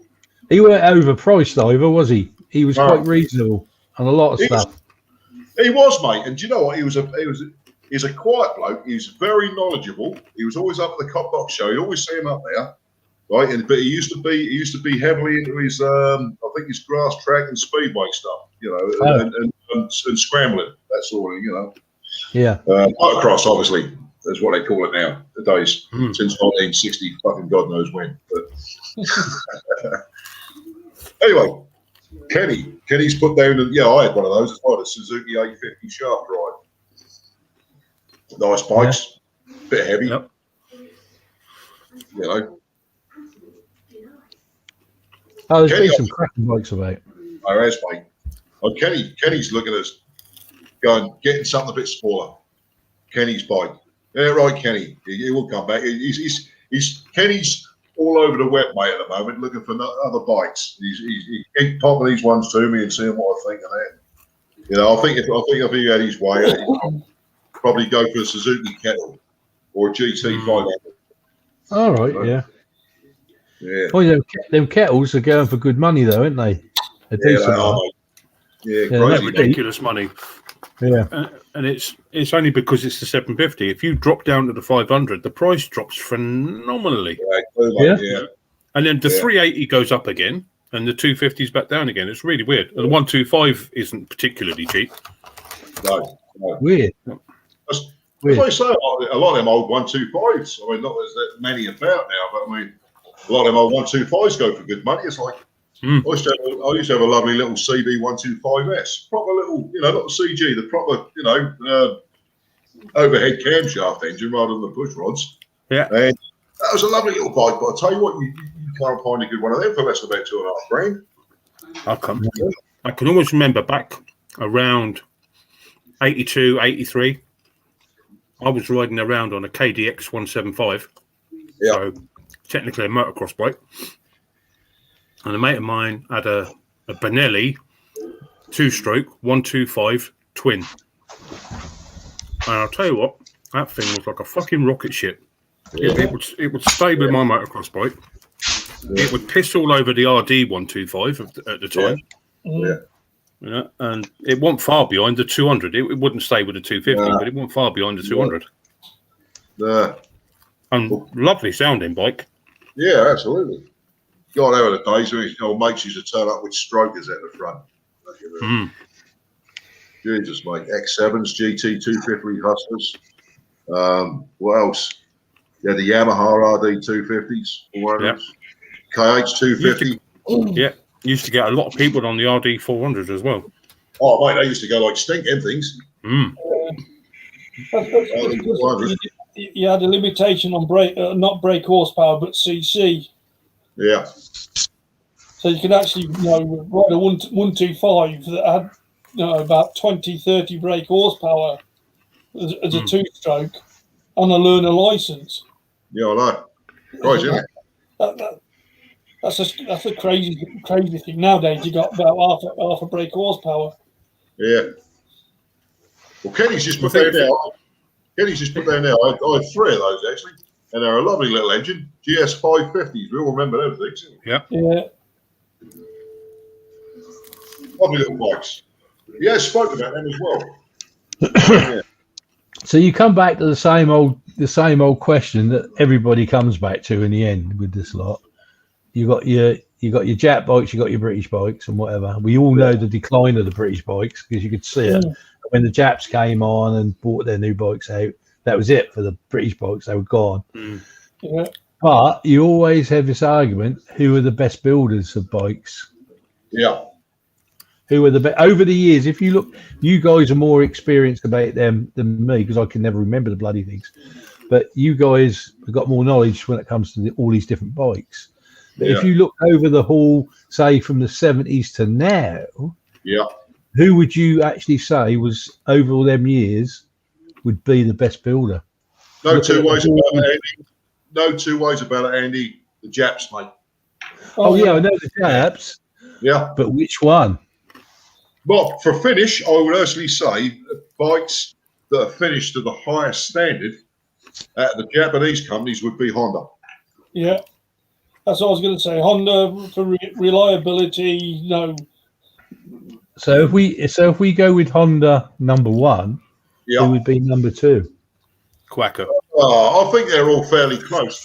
Actually, Quacker Suzuki, very, very similar. Yeah. But they went through phases, like most things do, and you'll find that for a couple of years, Kawasaki will be better than Suzuki, then Suzuki will be better than Kawasaki, and then Yamaha would come and leapfrog over the pair of them. I think, to be honest with you, between the last 3, they've all had their problems with certain things. I mean, wheels oxidizing, and framework with the thickness of the paint. I think the last 3 with Yamaha, Suzuki, and Kawasaki, they're very, very close to. They're on a level that is fairly similar. But if you're looking really for a prime finish that is of quality that has lasted for years, it has to be Honda above the other 3. And bikes that will actually not break down on you. I've always found, I like Hondas. Don't get me wrong. Yeah. But I've always thought as Hondas as not that exciting. No. I just think they're like an army, like a Swiss Army knife. They're just good for lots of different things. Yeah, I think Hondas are more of a looker. Then they'll chuck a curveball in with one of their, like the Blackbird and stuff like that. Yeah. They're dreading bikes. But if you want a bike for going down the shops going to and from work, and then popping down Cop Dock. Saying that though, like every other company, I mean, they've all had their iconic models. Obviously, Honda's, from my perspective, I think The one that would probably stand out with most people, especially sports bikes, would be the Fireblade for a start. Oh God, yeah. And of course, I rode one. I hadn't ridden one before, which was Murray's, the Blackbird, which to me looks quite a boring motorcycle. I always thought that. Until you move your right hand. Yeah. But as a bike to ride, we would even have that linked brake system. I'll tell you what, they're a bloody lovely bike to ride with loads of power. How did you find the brakes on that? Did you find it weird? Because my Paradero was twin. Yeah, not dual, dual brake, not twin, dual brake. They call it. No, do you know why, Chris? BMW. I tried it with because you don't get the same effect as much as that's linked. You don't get the same braking power from the foot brake, for the rear wheel, even though it's linked, as you do with the lever. If you use a lever, it's much more progressive than using the pedal. All right, but the actual braking was so simple. It worked. But then you've got Blackbird fanatics who have blanked it all off. They've literally gone back to the old system. So they've blanked off the link system completely, which makes servicing a hell of a lot easier. Because that is quite expensive, I believe, with the link system. But no, the actual bike itself, it handled well. It had loads and loads of usable power. And it was a very nice bike. And you know what? They don't go for silly money. They can do, but you can get a bloody good quality Blackbird for about $2.5 grand. Yeah, you can. Yeah, really good. You get a really good one for $4. Yeah. I was looking at one today. I was thinking $3 grand for that. It's not too bad. Yeah. Well, actually, if I was into bikes like that, I would have been tempted. Yeah. I don't know if you lads noticed, but Sam did actually put up on the crew site. There was one that was going cheap. It was a category E, I believe it was. Yeah. It was just cosmetic, right? It had a little bit of Faraday. What it had probably a Chinese replacement fairing on, and the paintwork wasn't necessarily that good, right? But this I believe, if you have a look at the crew site at some point, this bike is up for $1,395 as a Blackbird, and for a few extra pennies and some time, you got yourself a hell of a lot of bike for next to jack shit. Yeah. Yeah. I mean, that's the sort of thing that I might look to for doing a project bike for my year off sort of thing. Maybe a Bandit, maybe a Blackbird. I may go something totally bizarre and build a fucking bobber or something. I don't know. Yeah. Just got to say hello to Johnny Langton, by the way. Yeah, hello, Johnny. Oh, Johnny boy. I missed him sliding up the side there. Yeah. The point is, though, then you as a curveball with a Honda Rune. Honda Rune, what's that then? Rune, RH. I think it was RHUNE or something like that. Oh, that's the Goldwing engine sort of Sportster looking thing, isn't it? Yeah. Oh, right. It's got some weirdo suspension and all sorts of weird stuff. It looks really long. It looks to be about 15 feet fucking long. Yeah. Obviously, it's not. It's one weird looking bike. Yeah. But then when you say your comparison, say to a Honda, we say a Honda sports bike and a Kawasaki sports bike, there's no comparison. Even the Fireblade, which is a lovely bike, don't get me wrong, I love the look of it. Yeah. But I'd rather have the Kawasaki sport bike. It's something about it that wants to kill you, and it wants to kill you, and that tells you when you ride one. That tells you what will kill you. Yeah, it's the Pepperami animal. That is. That's what that is. Yeah. Well, another question to you then, right? So, say for instance, we're talking about the 4 big brands: Honda, Kawasaki, Suzuki, and Yamaha, right? Mm-hmm. Right. So, what would you say? I'd speak to each one of you. Like, what iconic bike in your eyes as each company, and you've got to mention something from each one of the 4 companies, right? Which one has produced the most iconic bike in their range over the last 30, 40 years? Fucking hell, I'll let Chris have this one first. Oh, thanks. All right, so I'll hand it over to Chris. I'll go with Kawasaki first then. So Are we talking overall, or are we talking for a period? Whatever you think Overall, has made them. What stands out as, say, for instance, not necessarily their best bike, but iconic bike as really. I think iconic iconic-wise, Kawasaki would be the Z1300. Right. Just brilliant sound, and ahead of its time as well. Obviously, the Honda CBX was out, but it was air-cooled. Kawasaki went water-cooled. And it just looked the part and so torquey. And then Honda, I would say probably the CB750. I think it was the K2. That's just a beautiful looking bike. Yeah. And obviously nice sound. Suzuki for me would be the RG500. And Yamaha are tossing up between two. I think the R1 is probably their most iconic bike of recent years. But then if you go back to the 80s, you've got that 350 power valve. Yeah. Good choice. So I'd be stuck between the two of them for Yamaha. Yeah, that's good. That's good, because it doesn't necessarily mean it has to be their best bike, obviously. But the one that stands out, say, for instance, one that really punched you right in the face as soon as you heard about it or you see it. You know, you thought, Jesus Christ, you got one of those, have you? You know. Yeah. I think on the sport bike things, it's got to be, because a lot of people don't realise that the Fireblade is 30 years old, isn't it? Oh, yeah. 30 years. The first Fireblade, I think, came out about 25, 30 years ago. Yeah. So for a sports bike, it's had longevity. In fact, it's outlived its time. Mm-hmm. You know, and they only just last year bought a new one out anyway, didn't they? A new sort of. Yeah. So for a Honda, I think that's got to be the Fireblade. Because been going for what other Honda has been built for over 30 years? Certainly. Well, there's very few bikes in total that have been built for 30 years. Yeah. Because I know I was watching World Superbikes a couple of years ago, and somebody said, I forget which rider it was, but he was on a Honda Fireblade. They said, you've got to remember that engine's 25 years old. Yeah. 25 years old.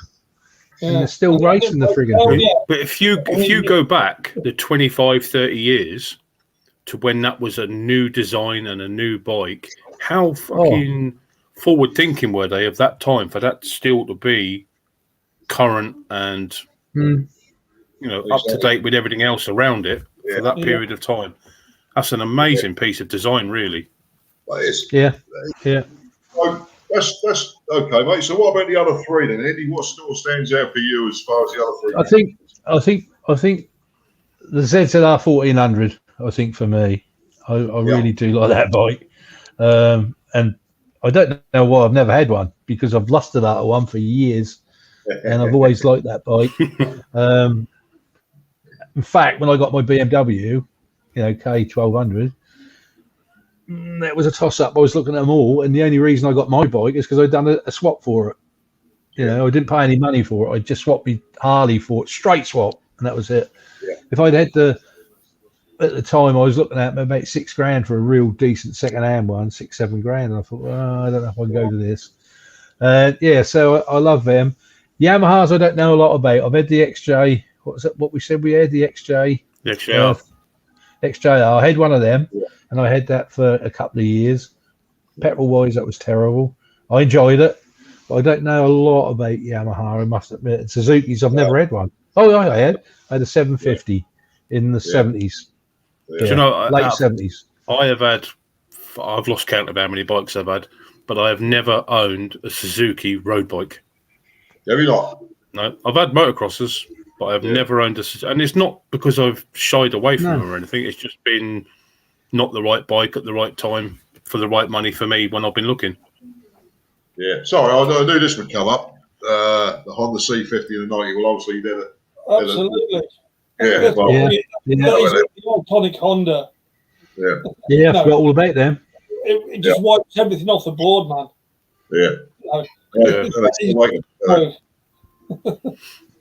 What about yourself, Carl? Well, reality is, I've not had much in the way of Jap crap. No. I've had Chinese, I've had British, I've had Korean, Yeah. I've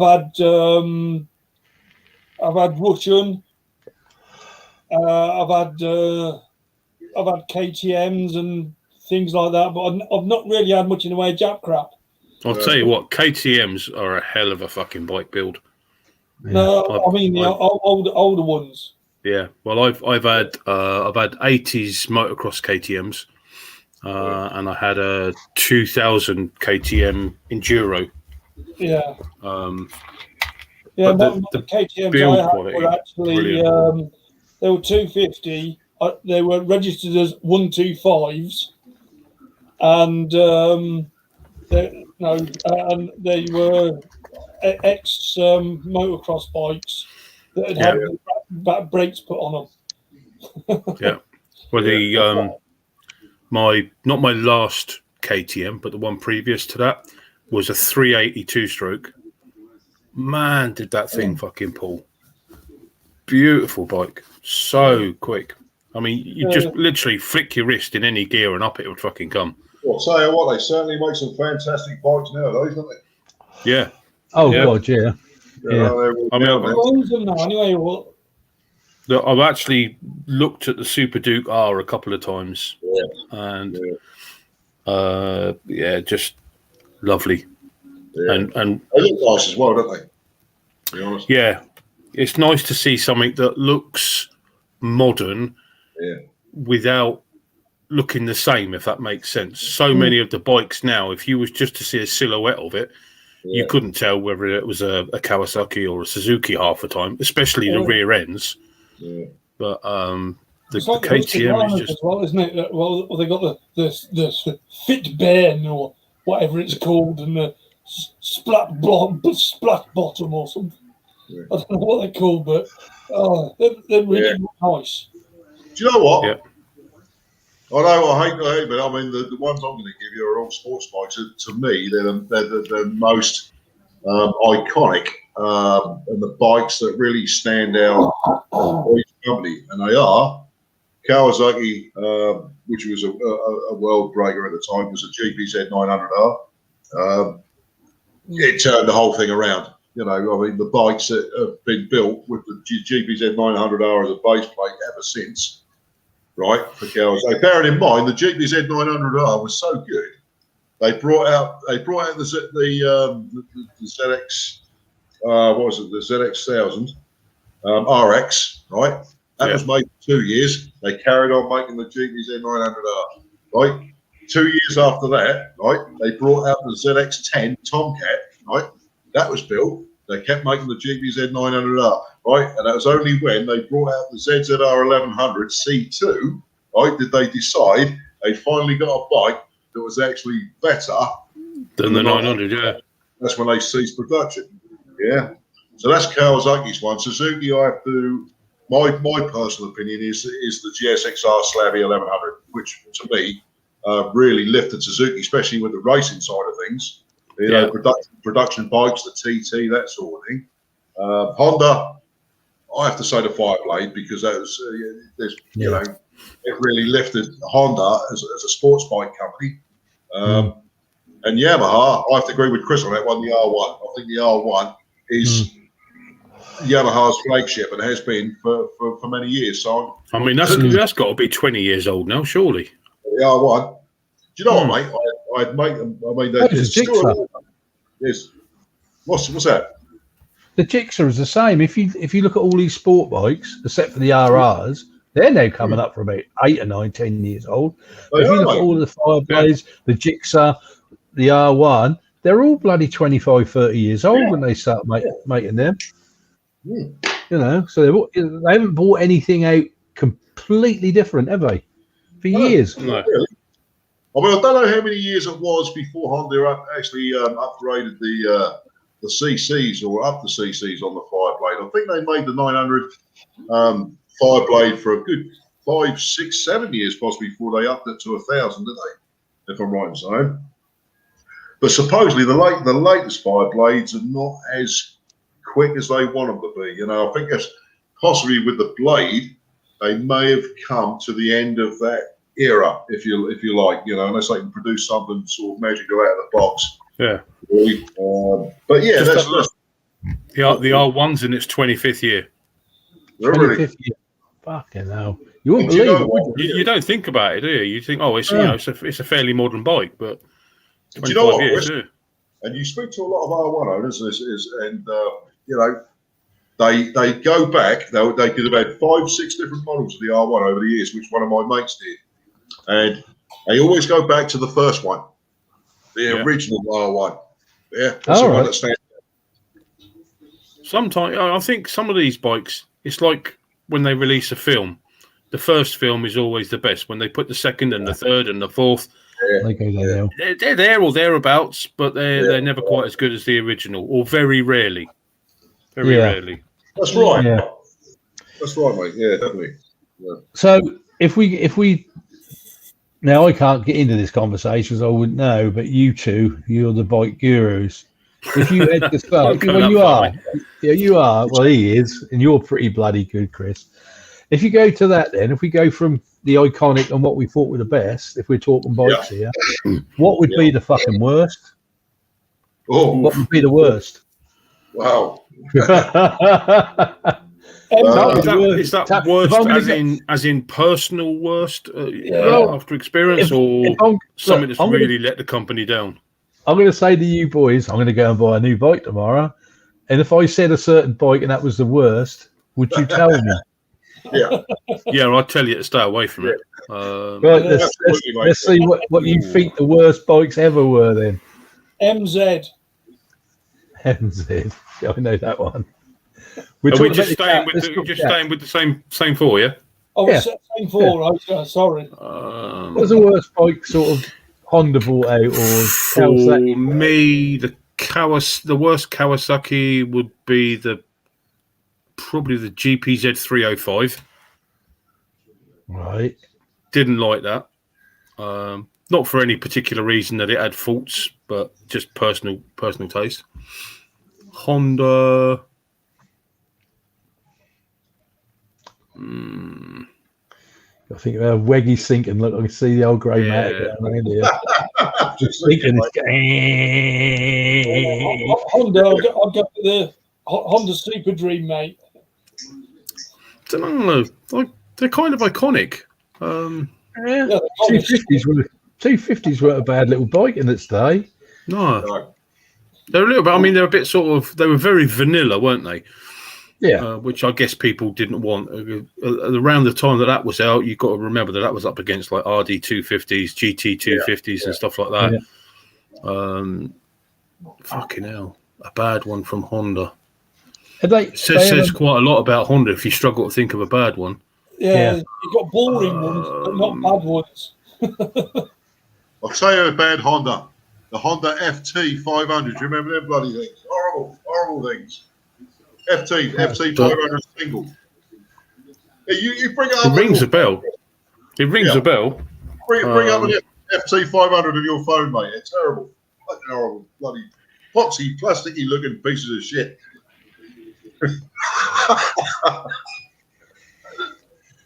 Didn't they make an adventure? Fucking hell! Didn't they make an adventure bike sort of thing once? Didn't Weggy? Yeah, the Skeggy had one once, didn't he?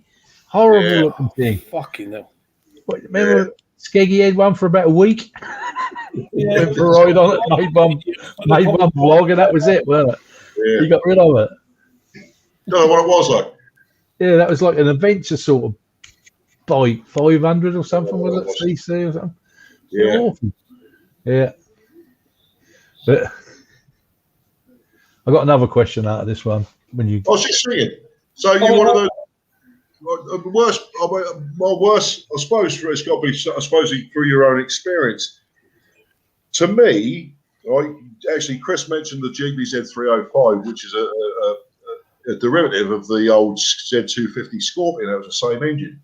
Although the GBZ 305 was belt drive, right? It was based on the old GBZ A series. It was a pile of shit. But I'll tell you what, it wasn't as big a pile of shit, right, as the Z250 Scorpion. The Scorpion looked nice. But it was absolute shit. It was cheese, soft cheese, really soft cheese. Dropping valves, like, dropping valves. This thing dropped more valves than anything I've ever heard of in my life, and that was terrible. I owned it. I nearly set fire to it, mate. It just fucking irritated the hell out of me. So I suppose was it underpowered? Was it underpowered? Do you know what? For a 250 parallel twin, that weren't too bad. But the trouble is, Eddie, I mean, you enjoy it for about an hour, right, until it exploded. Good. The thing with some of these two-strokes, they're nice fun, but a top-end rebuild every 6 months. Yeah. I mean, the bike. I suppose the bike I really thought was a pile of shit from Yamaha, and they were horribly heavy. They were unreliable. They sounded quite nice. Was the XS 750, which was a triple, right? There weren't nothing nice about that. Honda, I'd have to say that ugly thing I just told Chris about, the Honda FT 500, which is just absolute shit. Don't matter where you look at it, mate. It's like, you know, the bloke, I don't know, he must have been suicidal or something, mate, to have designed something like that. He just wanted to piss everybody else off with his own design, right? So anyway, fucking no weggy, more like a Yoggurt the Scorpion. Yeah, Gordon knows. Suzuki, I don't know, Suzuki, I don't know, really. I don't know. I really can't think of a bad Suzuki, really. So how long has Suzuki been making a Bandit? How many years has Bandit? They started making a Bandit, I believe, in about 96, if I'm right in saying. 96, if I'm right in saying. So we're talking 20 odd years there, aren't we? 25 years there. Yeah. I mean, since then they've had the Mark 1, the Mark 2, and then they went on to the water-cooled 1250 series, didn't they? I don't think there was a Mark 3 Bandit, but the Mark 1 is the iconic one, obviously. Yeah. No, I'm trying to think of it. I mean, Eddie Cordell used to sell the MZs, and they were shit. Well, they looked fucking horrible. The engine design was a block. It was a square thing, wasn't it? The engine, right? It's just a square. It was not straight or anything. The MZ was just a box with a piston in it, right? And of course, Eddie Cordell also used to sell two-stroke Harley Davidsons. Remember? Yes. Yeah. Right. They weren't Harleys. I can't remember the model of the Honda, but it was like a trail bike. But instead of having the mudguard up under the bottom clamp, it was right down on the wheel. So, and it had road tires on it. It was a trail bike with fucking road tires on it. It was really fucking bizarre. What CC was that then, Chris? I did a 250, and I think they did it's either a 400 or a 500. Is that the one that Skeggy had? That was a funny looking bike. Oh, just fucking. I know Skeggy Skeggy surprised me actually. He kept it for so long, and they are a nice bike. I mean, no, going back to Kenny had one, and I know some people like it, but the one bike I think was one of the most ugliest bikes was a Diversion. I don't know what you think. Yeah, but they, Yeah, Divvy. It was just it was a commuter bike, wasn't it? Yeah. They brought out the Diversion in a way to respond to the Bandit. In a way, but saying that, the 900 Diversion was a shaft drive, wasn't it? No, strange one. Yeah, I think it was more aimed at people that needed a bike that went on forever. Trying to. You always know a bike is not very under territory. Yeah, you always know a bike's not very successful if it's not manufactured for long. Yeah, exactly. If it's only manufactured for a couple of years. Well, it's funny you say that, there's right? something wrong with that. Because I was talking to the guy, one of the main guys. He runs Cam Rider in Ipswich, Bern Adams, right? Yeah, I know. Right, now he's part of the Cop Dog committee as well, and we were talking about his I posted up a picture of the Kawasaki RX 1000, the one that came out after the 900R, and I heard stories because you know Chris Self, right? You know Chris Self, Chris, right? He told me years ago that he bought one, and he said it was a lovely bike to look at. He said it was a lovely engine. He said, but I don't want to kill you. I didn't want to go around corners. I didn't want to handle. Didn't matter what you did with it, mate. It wanted to kill you, right? And funnily enough, I posted one up the other day on the crew, and Byrne actually turned up. He said exactly the same thing, right? He said that thing did not want to turn; it just wanted to go straight into trees and things. That's never good when they want to do that. No, he's actually still got it. He told me, and I look forward to seeing it. He's actually told me he's still got one that he's going to restore in his garage, and they do look a lovely bike, you know. But I suppose riding was a different bag of nails, isn't it? Yeah, it's okay if you're just going to take it up a drag strip. Yeah, I know, but let's see. It's nice to be able to turn around when you get to the other end. Yeah.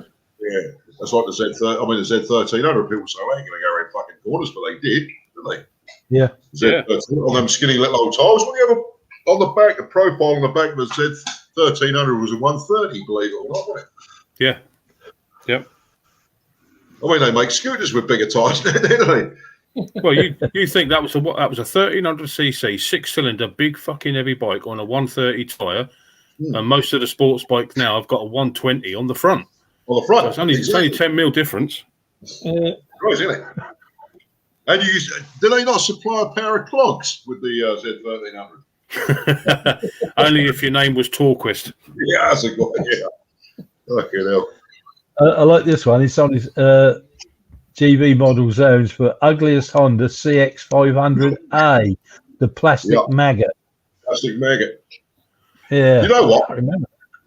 Do you know what? I mean, I know you had you had the custom version, didn't you, Chris? I had the CX 500C. Yeah. Yeah. Show what you like about the maggots, right? But there's, you know what, yet another iconic bike because they served extremely well.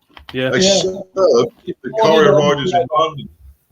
Oh, God, I think that bike is kind of the thing that sums up a lot of Honda's bikes, and they're okay to look at. Yeah. They're okay to ride. They're okay for handling. They're okay for comfort.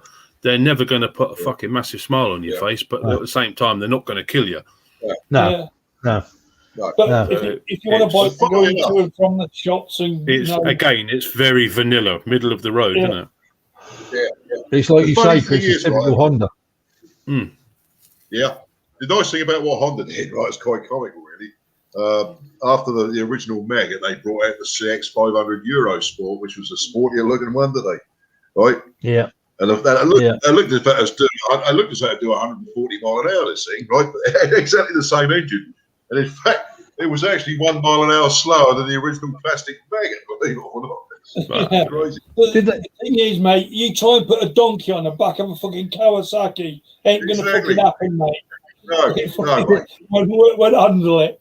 Didn't they have a CX with a turbo? Yeah. Yeah, CX650. Yeah. Yeah, 650. Yeah. Yeah. That's a lot of money if you want one of them. You try and buy one now. They're fortune. Yeah. But yeah, there's another idea, bringing out these turbos. I mean, Suzuki done it with the 650, which was called the XN85, right? Yeah. That failed. The Honda CX650 failed. The only one that really took off, but again, we wanted to kill you, was the GBZ 750 turbo, wasn't it? Yeah. Yeah. But we were talking about it. I think it was last week or the week before. Kawasaki did a turbo version of the Z1. Yeah. Very limited. I think it was the Z1R DC or something. Yeah. Well, I'm going to go into another question, and this question's for Chris. Oh fuck! Is it music? No. You are the quiz master when it comes to music. No, it's quite. I don't know if I've asked you this before. You're heavily into your racing and bikes and whatever, and you've got MotoGP and you've got World Superbikes. Now, in World Superbikes, Kawasaki fucking dominate, right? Mm-hmm. With Rear and whatever, Ray and whatever. Why have they never been in MotoGP then? They were at one point, but I think there was a rumor that they were going to go back into MotoGP about 4 or 5 years back, and they never did. And that was about the same time that KTM went in. So yeah, about 4 or 5 years back, I think. And I think it's just that they get more from their sponsorship through the World Superbikes. Okay. I would love to see Kawasaki back in MotoGP. God, yeah, so would I. Yeah, that'd be a hell of a team, wouldn't it? Yeah. But would that bike they race? I know they're different bikes, but would that engine they race in Superbikes be suitable for MotoGP? They'd probably get a derivative of it. Would they have to design a brand new engine and you know what the costs of that are? Millions. I mean, I suppose the ZX10 engine itself's been going quite a while. But it's whether or not they could make it light enough and put out enough power. I mean, in the World Superbikes, it's pumping out, 220 brake horse or something like that? So they'd have to find another 100-odd brake horse to put it in the MotoGP, which it's not out of the question, but yeah, they may well have to totally redesign. It's probably money. I reckon that's money. Yeah. It's huge amounts of money to run a MotoGP team. Yeah. I want to ask a question there, Liv. I haven't watched Grand Prix racing, motorcycle racing, for a good few years. I mean, Christ, it must be about 10 years. I haven't seen Grand Prix, motorcycle Grand Prix. I lost interest in Grand Prix racing. I was much more into British Superbikes and World Superbikes. Okay? Yeah. But a simple question, because I've been away from it. Is there any two-strokes left in Grand Prix racing? Oh, no.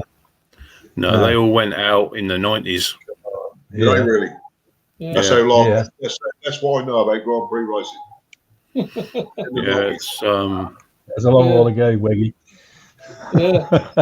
but I mean, with this, when Barry Sheen were winning races. yeah, If you think they're on about making some new two-stroke bikes, I'd love to see a two-stroke back in MotoGP. Yeah. Trouble is, we've got all this bloody new Green Deal and all this shit now, and that going down the road. Yeah. Probably you're not going to see much development there. That was all two strokes, mate. It weren't no 4 strokes. Oh yeah, the old 500 days, yeah. Definitely. To be honest, I've got to be honest now, right? I'm trying to think of the last people I was watching in Grand Prix. I followed obviously Barry Sheen and Kenny Roberts when I was younger, and of course you had Wayne Gardner. Yeah. And then of course you had who was the guy who took over Wayne Gardner's the Australian guy, Mick Doohan. Mick Doohan. That's it. Doohan. And then you had Mick Doohan was in the same era as people like Schwantz, I believe, wasn't he? Yeah. That's the last real era of Grand Prix that I used to watch, to be honest. Jesus Christ. Well, I must admit, last year was probably one of the best years I've watched. I really enjoyed last year. It was good. It was. You can't take it away from Marquez. He is a shit-hot rider, but it does get boring with the same person winning all the time. Yeah. And with him not being there, I mean, what do we have? Is it 8 different winners last year? Yeah. Which was good. It's the same with the World Superbikes with Ray, isn't it? Yeah. You know, he wins everything. He's the last 6 years in a row. But it get a bit boring in the end, doesn't it? Once you go on the front, you go, "Oh, that race is done. I might as well not watch it now." You know? No, I think he's not gonna have it all so much his own way this year. There's 2 or 3 people that are going to give him a right good run for his money. I think Scott Redding will. Scott Redding will give him a run for his money, and I'll tell you who else they're going to have to watch out for is that Michael Ruben Rinaldi. Yeah, he's a lot like Scott Redding. And the American boy. Yeah. What's his name? Bob. What the hell is his name? American chap. And he rid this year, didn't he? Garrett Gerloff. Gerloff could be there if he's got the right bike. He could be there. Yeah. Yeah. I watched him last year. He's on the Yamaha, isn't he? Yeah. So you've also got Lowe's, although Lowe's is, I think I saw in the press today, it was an Italian report, so I was trying to work it out. I think he's broken his collarbone or something like that, doing flat track racing. Oh, a twat. So that could be a whole season out. Yeah. Actually, let me see if I can find it back up. Unless I get his brother to ride. No, because he's in Moto 2, isn't he? Yeah. Yeah. Although I'm pretty sure at some point in their lives they will have fucking swapped over. Yeah. Nobody would know. No. Almost identical twins, are they? They are, yeah, standing side by side. You can't pull them apart. And their voices are virtually the same as well. Yeah, the 2 peas in a pod, mate. Come on, where are we? Just while you're looking for that, it's just Gordon put up here. If I could get a CX500 custom with a 180 head, I would have one tomorrow. If they did the original CX500 turbo, then the best one was a CX650 turbo, but they only made a few. Yeah, they're hard to get hold of. Yeah. I didn't know I didn't know that. CX500 turbo. I thought it was a CX650 turbo. I didn't realise it made a 500. No. Yeah, I didn't know that. But I have seen the CX650. Yeah. Bloke pulled up beside me up on in Ipswich one day. Yeah. I went, "Oh, it's a CX650." He went, "Yeah, mate." And I was like, "Bloody hell, I ain't seen one of them No. fucking years." There never were that many though, was there? Because they, like you say, they're very expensive bike, aren't they? Well, he said to me, he said, "I'll never get rid of it." He said, "I've got it, and I'll never get rid of it." I thought, well, no. I think if I had one, I wouldn't get rid of it either. No. You know. There you go. Oh, yeah. Alex Lowe's, all right. So I think that's his clavicle, which I believe is the collarbone. It is. It's one across there. Yeah. So he's done that. Flat track racing. Yeah. And from what I can make out of the report, my Italian's pretty crap, but from what I can make out in the report, they were actually asking the same old question: should they be allowed to do other sorts of racing as part of their training, especially prior to a new season starting? They all do it, though, don't they? Yeah, They all do it. I would have said he would have given Ray a good run for his money as well this year, but Yeah, but they used Depending to how do the it injury in, affects the four-wheel stuff as well years ago before they actually really started getting lots of money out of it. yeah. I mean, because in the bikes, you don't know, unless you're right at the very, very, very, very, very you don't get a lot of money out of it, do you? No. So Chris, what do you think Rossi's going to do on this satellite bike? Do you think he's going to be any good on it? I think he said he's going to make a decision after, I think he said it was 8 rounds or something like that. Okay. I reckon he's going to do 1 year and then he'll retire because he's got, he's bought the Avincia team, and that's now Avincia VR46. So he's got his own team in Moto2, Moto GP, and I believe in Moto3 still. I think he's going to be one of the only people that's got a team in all 3 of the groups. Oh. And I'm hoping, amongst hope, that if he only does the 1 season in there, Jake Dixon, who's riding on the Petronas Moto2 bike, could take his seat for 2022, which puts a Brit back in MotoGP. Yeah, because we lost Crutchlow, haven't we? Yeah. We lost Crutchlow, we lost Bradley Smith, and I could never work Bradley Smith out. Do you know what? He's been very unlucky. He's such a good rider. You put him on anything, and he's there or thereabouts. He's just never had that last little tiny bit of good luck to take him on, to get him like really, Yeah, I know what you mean. Yeah, Crutchlow was good on his day, wasn't he? But no, he didn't have the all round. I don't think he kept coming off a lot, didn't he? Yeah, he was always coming off. Yeah, but I don't think that Honda was well suited to him. No. If he'd have stayed with Tech 3, I think he would have done a lot better. But I mean, I think he's got 6 wild cards this year for Yamaha. Yeah. So it'd be good to see him back on a Yamaha again. Yeah. See what he does. So, is the rumor that's going around? I don't know if that's true. Valentino Rossi's gay. Nah, he's got a girlfriend. They always say, you know, the guy who's with him all the time, his bestest mate, Ucho. I've Yeah. heard that they're romantically involved. It wouldn't surprise me. They've known each other since school. Yeah, He has got a girlfriend, Rossi. She's Oh, right. gorgeous. I bet she is. He might be ACDC. Oh, it Yeah. might be. He could be. I don't know how true it is. That's just something I heard, you know. Thought, nah, it can't be true. But, you know. Can't be true. Rides a motorbike. Yeah. So I Yeah. just got a big track here for a minute. Gordon said he had a CX500 turbo. Yeah. Yeah. What sort of output did they have on it, Gordon? What sort of horsepower were you looking at over the standard Maggot? And what sort of speeds was it capable of? I'm probably going to guess 120, 125 CX500 turbo. Because they're good for about a ton, weren't they?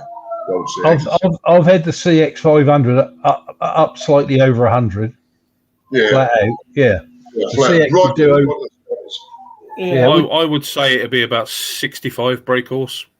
60, 65 brake horse, something like that. I think the original Maggot was about 47, 40, 46, 47, something like that, wasn't it? I know on my first CX, I had two, but my first one I had, CX500C, I actually blew the engine at about 115 mile an hour. That just blew, went, just give. Yeah, I wouldn't like Yeah. that very much. No, just give. I had it flat out and it just puffed and that was done. Yeah. Yeah, puff. Down the Oh, you A14. fucking knob. Just Yeah. blew. I'm having a bad day. Didn't like it. Yeah. Right. Just punched in CX500 specs. 113, it would and have it was gone on like that all fucking day. eBay. But you just pushed it. You had to go and push it. I pushed it. I pushed it to its limit too much. I was racing a sports car at the time. So, where are we? Oh dear. I think the CX500 also had really skinny tyres. They had something like I think it had a 110 on the back and a 90 on the front. Yeah, they weren't very thick. No, It wasn't meant to be a sports bike, was it? Nah. not the CX500 Euro Sport, obviously. When I used to look at my two sport tourers and the CX was in the garage in the middle of them, and I used to look at the tyres, the back tyre, I used to think, fucking hell, how the hell did I get around corners on that skinny bastard? You know what, mate? Rear tyre on the CX500 was a 130/90. Was it really? Yeah, and the front was a weird size. It was a 3.5. 3.5. Yeah, 3.5. Sorry, a 3.50 S19. Right. I'm trying to remember now. Didn't the Maggot Custom have a smaller rear wheel than the front? Because I know Honda went to that route with some of their bikes. No. Yeah, I think it dropped down to a 17-inch rear wheel, didn't it? Yeah, something like that. Wasn't The tyre was Because thicker on the back. it? Yeah. Dust. Jesus Christ. I'm just trying to think. Yeah, no, I mean, it's like my GPZ, my big GPZ 1100s. They only had 130 section tyres on them and 110 on the front. Skinny as fuck they were. 19-inch wheels as well. Any fathers, mate? Fucking idiot. No wonder I can't fucking find it. 106 mile an hour top speed on the CX500 and 48 brake horsepower. Right. On the standard Maggot, yeah. That's on the standard.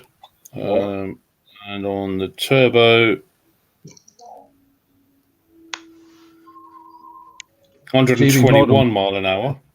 And Right. Yeah, fuck me, GV the turbo models, doubled it. but- It took it up to 82. Yeah, really. Went from 48 to 82.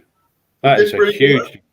That is, but I think give it. I mean, that's probably all down to obviously the acceleration and the torque rather than the top speed on that.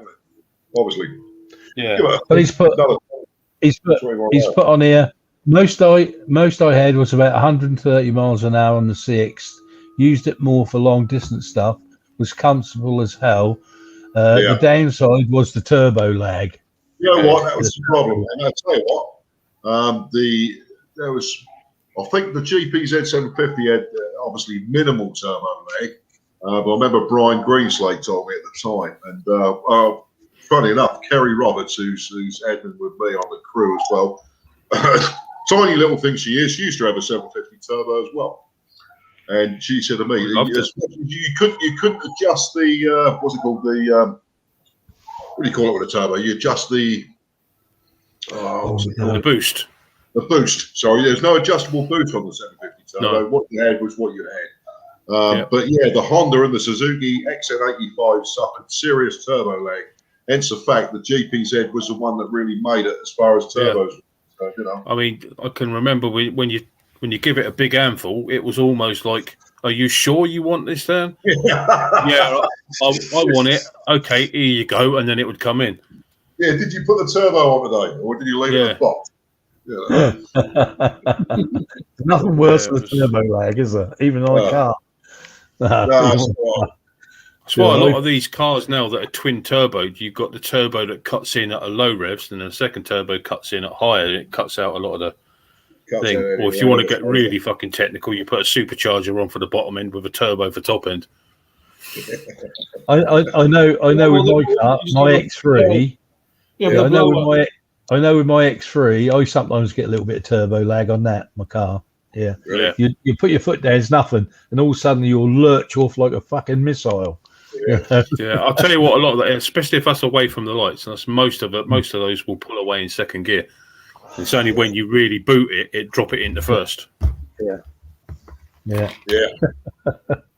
Yeah, I suffer turbo lag with that new Focus of mine, 1.6 automatic, normally aspirated, and a bit of turbo lag with that one. What you need to do, Weggy, is you get yourself a hairdryer and you put that under the bonnet and point it towards the exhaust. Nobody will ever know the fucking difference. Just spray the fucking silver. Actually, yeah, I was going to actually cut a hole in the bonnet and stick a Clairol long nose on the front. You know? Yeah. Nah. I'm sure Stitcher's got one you can nick. No, I nearly bought a different car. It was an Australian import. It was a Mitsubishi 2.5 V6. That was a different bag of house, mate. The GTO. I don't know, but it was tasty. It was fucking tasty, mate. Yeah, little sporty thing. Mitsubishi GTO. Yeah. No, it wasn't. It was quite a decent sized saloon car. To be fair, it was an Australian, and it looked really nice. It was a late '90s car. It was going for about $2,500, but had all the specs there. My only problem was because it was an import. If anything went wrong with it, obviously there might have been a problem with spares and this and the other. But, one of the Japanese ones. Yeah. Japan was it? Yeah. They bought a lot of them out. Because in Japan, I think it's after 4 or 5 years, the car isn't actually allowed on the road anymore. You have to they've got to get rid of it.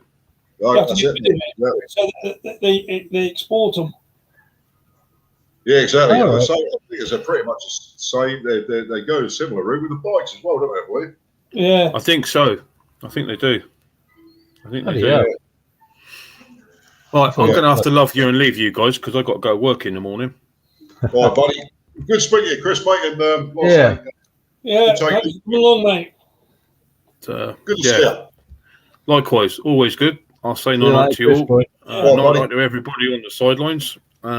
Catch you all next week. Speak to you soon, mate. See you next week. Yeah. Take care, guys. Bye. Yeah. Oh, wow. Yeah, it's been a decent night. Been a decent night. In fact, we talk bikes all bloody night, mate. I know, mate. That's just the way we love it. In fact, I feel that we're now starting to see some light at the end of this poxy long tunnel we've been in. You know, I think it's picking up some spirit now, really. Yeah. We need it. Bit of vim and vigour. Yeah, you know that. I mean, yeah, we're all looking forward to riding again. I mean, it's not going to be big numbers, is it? You know. And of course, we're now seeing. I don't know if you obviously we have the annual egg run with the Black Shark MCC every year, and of course I've now got the notification which I got from the club saying that there's not going to be a physical egg run this year for the summer crew, and of course we support. You know, we're all good friends and this and the other, so we support that like we do the toy run. But what there is a if anybody's watching or is interested, I've actually got the notification at the top of the crew page, which gives people information if they're not even accepting eggs this year, because obviously with the COVID, can't visit. No. So if anybody, there's a particular, I can't remember exactly where it is, but there's a particular site. If you wish to donate the same money that you would have done with a couple of 3 or 4 eggs, like if they get 200, 250 quid, whatever, that'll all go towards eggs for the kids. So that's cool. But no, that's so. Kesgrave's not going to be happening this year. We're still going to wait to see whether we're going to get a Cop Doc show. I still don't really think we will, personally. Well, you said September, didn't you? Yeah, but they're going to make a decision on it, a proper decision at the end of April, supposedly. Okay. Yeah. Personally, I don't think anybody who actually a show that size, anybody that tries to organise one and can't afford to lose the money, is foolish for trying to organise it. Yeah, you can't, mate. It's just because of like you say, the financial input. It's such a tight thing to organise, especially. I mean, in years gone by, when it's pissed down with rain, obviously, they've lost so much money that they've always said, we can afford 1 year like that. But if we had a second year where the rain stopped play, they'd finish the show, mate. Such is how tight things are financially. Yeah, I know. I mean, the last year it ran, it pissed it down, didn't it? Yeah. That was the year you went on holiday. I mean, so, you didn't support it. Yeah, I know, mate. Even then, I mean, I wasn't there. That's the first year I'd missed for a good few years. I mean, I was. Even then, they still had a reasonable turnout, which was great. People turn out in that weather. But, it was awful, mate. It was awful. There's only one weather kind that's got to be dry. If it's sunny, that's a bonus. It needs to be dry. As for the risk of, I suppose, trying to put on a show of that size with the expenditure and the money that they need to make from it, the charities, this, that, and the other, it is, as they know, a big gamble. And it's something that was actually put up on the Cop Doc site not so long back. Is it a good idea to go forward? The end decision will obviously be the committee. So we're all waiting to see. If I was on the committee, I'd say no. I'd love to see it happen. The same as everybody else, mate. That'd be fantastic. But we do. Of course. Then you got their two annual fun runs as well, didn't you, to raise charity? I don't know if they're going to go ahead or not. Do you know what, mate? I mean, you'd like to think it would be, but I suppose in the current climate, with the way things are right now, it would be a definite no. As to what happens in the next 2, 3, 4, 5, 6 weeks, even, it might give us a facility, obviously, start riding in small groups. But is he not going to? Is it? Yeah, he's going to make an announcement at the end of the month, isn't he? How we're going to get out of this? I just don't know which way it's going to go, mate. I mean, none of us do we? You just don't know. And I'd really like to think that by summertime we've got at least enough freedom for say, for instance, 6 of us to get together on a bike, or at least somehow do something. But when it comes to shows and organising things like that, it's such a game of Russian roulette financially. Yeah. Just don't know what to say, really. I'd love to see it all happen. And like you say, our 2 annual charity runs that we do with the Cop Docs, you know how good they are. Yeah. I can't see that. I can't see that one coming, to be honest. Not the first one, anyway.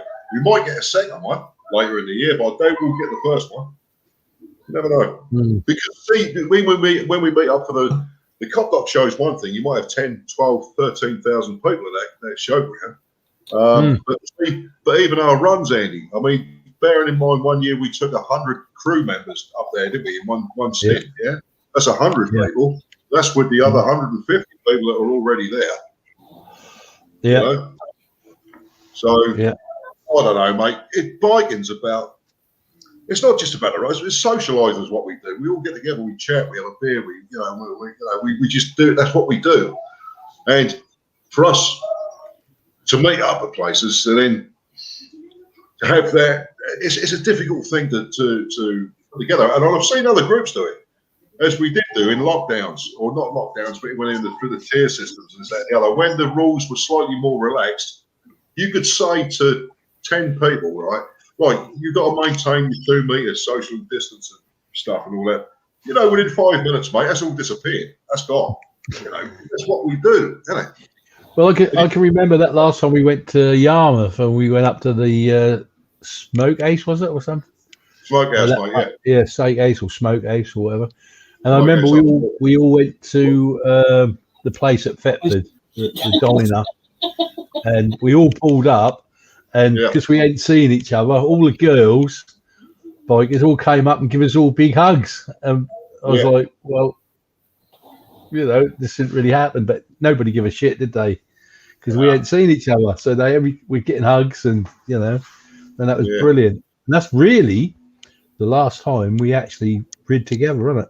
It was, mate. Yeah, I mean, when we done the Smoke House, didn't we? That's the only 2 runs I really, with obviously the injuries I had last year. I did the Smoke House run, and we did the Skegness run, and that was it. Whereas normally a Suffolk crew, it's every weekend, possibly 2 stints every weekend, isn't it? You know? Yeah. We have been busy. We've been busy. Yeah. You know? Yeah. But I don't know what I'm saying, mate. It's really hard. It's really difficult now to try and surmise how we're going to move forward. Can't surmise how we're going to move forward. I don't know, mate. I really don't. You can't surmise, but you can actually start. You can actually say that you got enough people on the crew to actually organise an event. And a good 20, 30 people will turn up, even if you actually announce it the weekend beforehand. So what we're tending to do, I mean, see, I suppose really I'm lucky in the fact that I know, obviously down here, so many people in contact with so many people.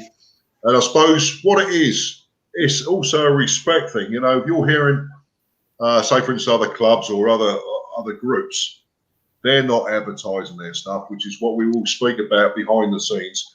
You know, we're looking at each other and listening and seeing what's going on, and then we discuss it. And then, you know, do you think that's a good idea? Blah blah. If we think something's a good idea, then we can possibly start opening up. But we've all stayed between all the groups and the clubs in Suffolk and further afield. Everybody's been extremely quiet for an obvious reason. And I suppose what we don't want to be seen as being obviously as complacent. So obviously the way that I've kept running the site and the group itself is literally just to keep people interested, give them hope, and keep them entertained, I suppose, without giving them false hopes, if you like. You know, you know what I'm saying? It's like every other group. I mean, I'm not a member of too many other groups, but I keep an eye on what other people are doing, and we're all the same, mate. We're just waiting for that. It's all common sense, and of course, you make your own mind up as to how you go about it, whether you're a group or whether you're an individual. But we're just waiting for that sort of go ahead, as if to say, well, now we think it's fairly safe to go and do that. You know, if you like. Well, I think that's all to do with this rollout of this vaccine. I think if they can get everybody vaccinated up by the end of April, I think we've got a bit of a chance. But if they can't, I don't think we have. But that's like, you know, our group on bike group or whatever. But it's the same as like with me, with my club. You know, I'm sitting here with a bloody great social club, and that ain't really. It's been open 4 weekends in a year, and and I've got no stock left because it's all gone out of stock. It's all been given away, and we've got beer again in the cellar that we took in, and that's now going out of date. So that's all got to be fucking. Then they got to brew the beer. Then they got to get it to us before we can even open. You know, it's crazy. Yeah, it's crazy. Even when they say, "Oh, yes, you can open up," it's going to take a while for everything to open up anyway. So you got boys and everything in. Nobody's going to order everything just on the off chance, unless they've got a big wedge of cash in their pocket. The only thing that saved us is that we own the building, so we don't pay any rent, And that's the only thing that saves. I can honestly say now, I was a bit worried a couple of months ago, but I can honestly say now that I truly believe we will open again. We've got enough to get through, you know. Well, we said, you noticed, Andy, what I've said with the crew, and I know that obviously we got really good support, because I've already spoken to Andy anyway. We'll try and make as many local crew events, which we can do, obviously through Andy and the club, because I think people are dying to socialise again for a start. Yeah. You know, and being allowed to possibly get some sort of interaction again in a club or a pub or whatever will be great. And to be able to support, you know, Andy as a mate and to help the business through things that we can do is a great thing. You know, I like that. You know, it's also local and it's cheap booze and it's good. You know, you know, cheap. Cheap booze. Yeah. You know, no, we'll wait and see, mate. You know, like I say, I think when's this so-called thing from Boris in about 2 weeks or something? I think 22nd or something. 22nd. He's going to make an announcement when we're going to be able to break out. Yeah. Well, they're talking about I think they're talking about the schools going back in March, aren't they? Yeah. Yeah. Talking about the schools going back in March. So I think that's all. A lot of it is based on the rollout, like you say, of the jabs. And I think it's public confidence is a big thing, isn't it? Obviously. Yeah, I see a thing today on Talk Radio. They surveyed 28,000 people. Yeah. And asked them. The question was, do they want to come out of lockdown now, or do they want to wait? And 81% said now they want to come out. Yeah. Because they keep telling us that public opinion says that everybody's happy with lockdowns. Yeah. But other people are saying, who are doing other surveys, saying they're not. Over 80% of people have said, I've had enough, I want out. Yeah. You know. So who do you believe? Oh, exactly. Why? I think it's a black and white question. Nah, it's not exactly a black and white question, is it? I'd love to come out of lockdown, but I can see the dangers of coming out of lockdown this early. I actually believe that this time around, I think that I know people are suffering all sorts of loneliness and all this, you know, in their own way, especially people who haven't got people around them. But of course, you know, they're dying for normality from that side of things. But I don't think there's the rush to get out of lockdown, Andy, if I'm completely honest, as there was previously. I think because of all, you know, of all of the media and everything, I suppose you'd like to think that most things that you've been told is the truth. And of course, we all know people that have had COVID. You know, I mean, we do, right? I know a good few, and I know, and you speak to these people now. You make up your own minds as to what you believe is the actual. If you compare it to your flus and your normal things and that, if you weigh up the logistics of it and the numbers, they're not that much different. So there's a lot of that that's been hidden away, right? But I think, if I'm completely honest, I think the general public are a little bit more cautious now, Andy, regardless of what people believe. I think overall there's a bit more caution in the air than there was previously. You know, I think a lot of that has to do with the media. But there's a lot of people. Yeah. Of course, underneath all that, Andy, what people would really want is a sense of normality, to be able to socialise again, be able to get out and do things normally. I mean, you take, for instance, Ipswich Town. That used to be a lively town, isn't it? There's absolutely nobody in the town. That's dead. That's all.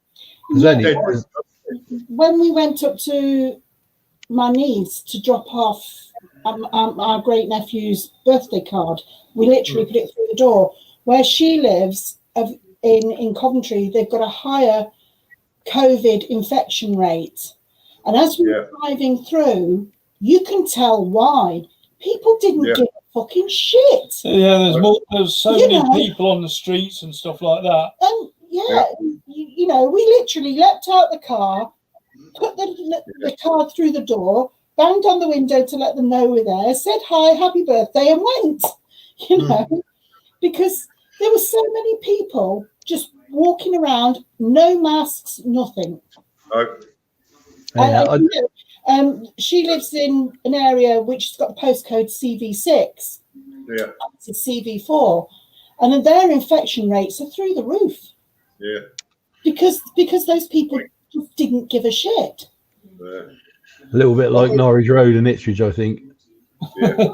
Oh yeah, exactly. Easy street. Like you said, if somebody come up to me and say, "Would you like to come out of lockdown tomorrow?" I'd say yes. But the reality is, it's a great question, isn't it? I mean, come out of lockdown tomorrow if it's safe, but if it's not safe, okay, then I'll take this for a couple of months.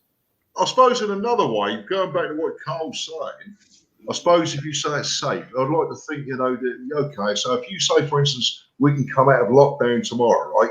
Is it safe to say that in fucking 2 months, right, you're not going to all turn around and say, well, it's all gone through the fucking roof again, you're not going to be locked down for another 6? That's what people don't want, isn't it? Yeah. I see a guy talking the other day, and he said, if this pandemic had happened in the 60s or the 70s, would they have treated this different without the internet and all what they can do? So if this was the 70s, would they have treated? They wouldn't have locked down the country. We'd have took it straight on like they did in 1918, took it straight on the bat, and we would have just worked through it. There's no doubt about it. That would have just different, completely different bag of arms now, ain't you? The thing is, there would have been hundreds of thousands of deaths in this country. Yeah. There was no way that they had sorted it out like they have now. No. Yeah. The 1918 pandemic. Go back to Moist. In America, shut their city down. Mm. Whereas Philadelphia, they were having a parade, so they were carrying on with it. So, St. Louis, Spanish flu, knows because they just rings the town off basically and said, no, nobody will be out. Whereas Philadelphia's infection rate just rocketed. And so did they. Just going back on, Meister's put up a good point here. Life will never get completely back to normal. Depends on what your class is normal, don't it? I suppose life, the way things, I suppose, materialise if it's deemed safe, right? And of course, like the flus, you'll get inoculated if this continues as it's supposed to do. And you'll go through that routine, which you have done for the flus, and people have had, oxus of all sorts of types, and colds, and certain illnesses that need inoculations, this and the other, mumps, but Meister said life will never get completely back to normal. But I would like to see the charity events find their way, right? Yeah. Then he's put down the good charity events do for the community as well as biker areas are beneficial to lose. Well, I'll tell you what, the charities have taken absolute height. Johnny's Langdon saying, I can't wait for my jab. I can't understand why some people say they are not having it. The reason why some people are saying they're not having it, John, from my perspective, is again through the media, and it's just the you have to make your own personal mind up how you decide for media, how you feel about it. I personally feel I was quite anti all this, as Andy knows, right, and quite sort of open without being silly on social media about my thoughts. But I think the way to go, me personally, and looking at other people and the amount of people that are having there, is to go and have the jab and be done with it, right? Yeah. Well, it's too late for me, isn't it? I had it today. I got jabbed today. And I suppose what's John put in here? It's like that, Julie. It's like that here, Julie. People out in Cambridge, no one taking any notice. I can tell you, and this is true. When you're in towns driving around in your car, there's not so many cars. But when you get out of town on the main roads like the A50, A12, A14, and some other places, it's rammed with cars. I've never seen so many cars on the road. I work on the road, so I've never seen so many bloody cars. Actually, in town though, Andy, driving through town, it's actually quite dead. It don't matter what time of day it is. After once you've got the work period out of the way, the town was always fairly lively even during the week. There's nothing on the roads, is it? right? Nothing on the roads really, not in town. And going through town, you know, it's like a ghost town, isn't it? Completely, really. Yeah. You know, but I was up at Asda, the main Asda one, where you go down to the A14. I was on that 2 days last week, and I'd never seen so many fucking cars, mate. They were just constant. Car, lorry, car. That was like that all day. You haven't seen so many motorcycles, have you? Hardly any, mate. It's too cold here for cyclists. Yeah. Well, yeah, I don't know with the snow and all that, but generally speaking, a lot of us ride all year round. You know, normally. I usually do. It's the first winter I've had off. Yeah. Cyclists, That's only because I ain't got an MOT on the bloody thing. As soon as I get that back on and the weather change, I'll get back on it again. But at the moment, I can't be asked. I really lost the interest. I need something to get me interest back and get back on it. You know what I mean? Because at the moment, I don't give a shit. Really.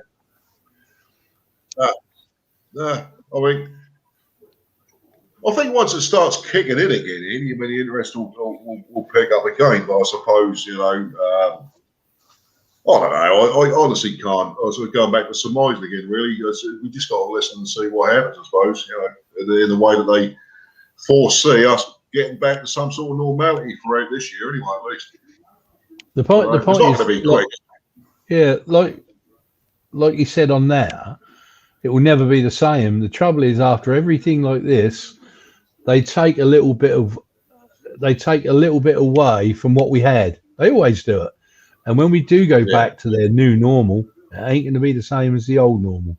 Because there'll be little parts of it that you'll never get back, because those CUNTers who run us will take their little lump.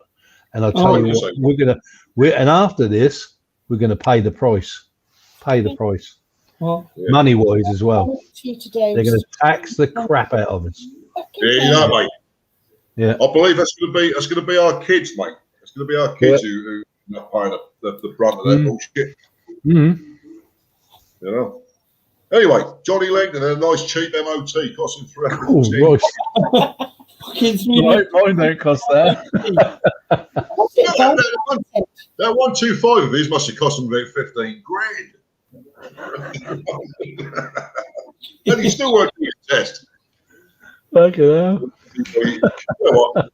It's great to see him ride all over the country doing what he does, going as fast as everybody else on his 125, isn't it? I love him. He's the man, I'll tell you. I always say to him, don't I, John, put your big boy pants on and get that bloody test done. Every time I see him. Yeah. Eventually. He will. I don't know why he don't, because he's bloody good rider. I'll tell you what, he can chuck that little old thing around. He keeps up with us, you know, and I don't know why he just don't get himself a big boy bike, you know. You know, he's in a way, he's always great to have around us, John. Always can't go having a laugh, right? Yeah. And the thing is, he's like a, you know, when you try and swat a fly, right? If it's raining, it's not around. Right, and John, you don't matter. We're on litre plus bikes here. John's on his 125, but he keeps he's all over the place. He's always with you, or overtaking you, isn't he? Yeah, he's always in the mix. He should lead the pack. I should give up. I always remember him. He said to me once, I said, get your big boy pants on and get yourself a proper bike. And he'd go, I don't need to. I said, what do you mean? He said, because I can go fucking faster than you. That's okay. Fair enough. Yeah, he do make you laugh. I do. I love old John. Yeah. Yeah. What's that? It took Carl bloody years, but now he's got a big boy bike. Yeah. I've got my 28 horsepower. Well, yeah. You've only got one working bike, though. The other three are in bits. Yeah, I mean, the one working bike has got 28 horsepower. It's really fast. Is that the one you came down to the Suffolk show on then? Carl? Top Doc, yeah. Yeah. Cool. That's what, only 3 years ago now. That must be 3 years ago. Yeah. My God. How did it all go? Was that the same year, Cole, that we met you up at the Mackey's Cambridge pinstriping? About 3 years back, isn't it? Yeah, about 3 years. Wasn't it? Yeah, 3 years back, isn't it? That was his first one, anyway. Yeah, because that's right. Yeah. And then he obviously didn't have one as well. We met up. You went to this year's, last year's as well, didn't you? Because yes, you and Stiggy up there. Yeah. Yeah, we never went, did we? We didn't go, did we, Wiggy? Was last No, time? I went riding with it. No. Was it 19? Yeah, it was 2019 because I went to Ickworth House and it was absolutely pissing it down, and I mean pissing it down. Yeah. Carl's underwear was wet even. I was moist to me panties. He was, yes. He squelched when he walked. The boots were a bit full. Because on the way back, he met me at Ickworth House, and then we went home. Oh, right. Yeah, and on the way home, it was still raining, and then we got really wet, and then all of a sudden the sun came out, and as Carl was riding along, even in the evening sun, you could see little bits of steam coming off him. Yeah. Nothing like it, is it? I told you that.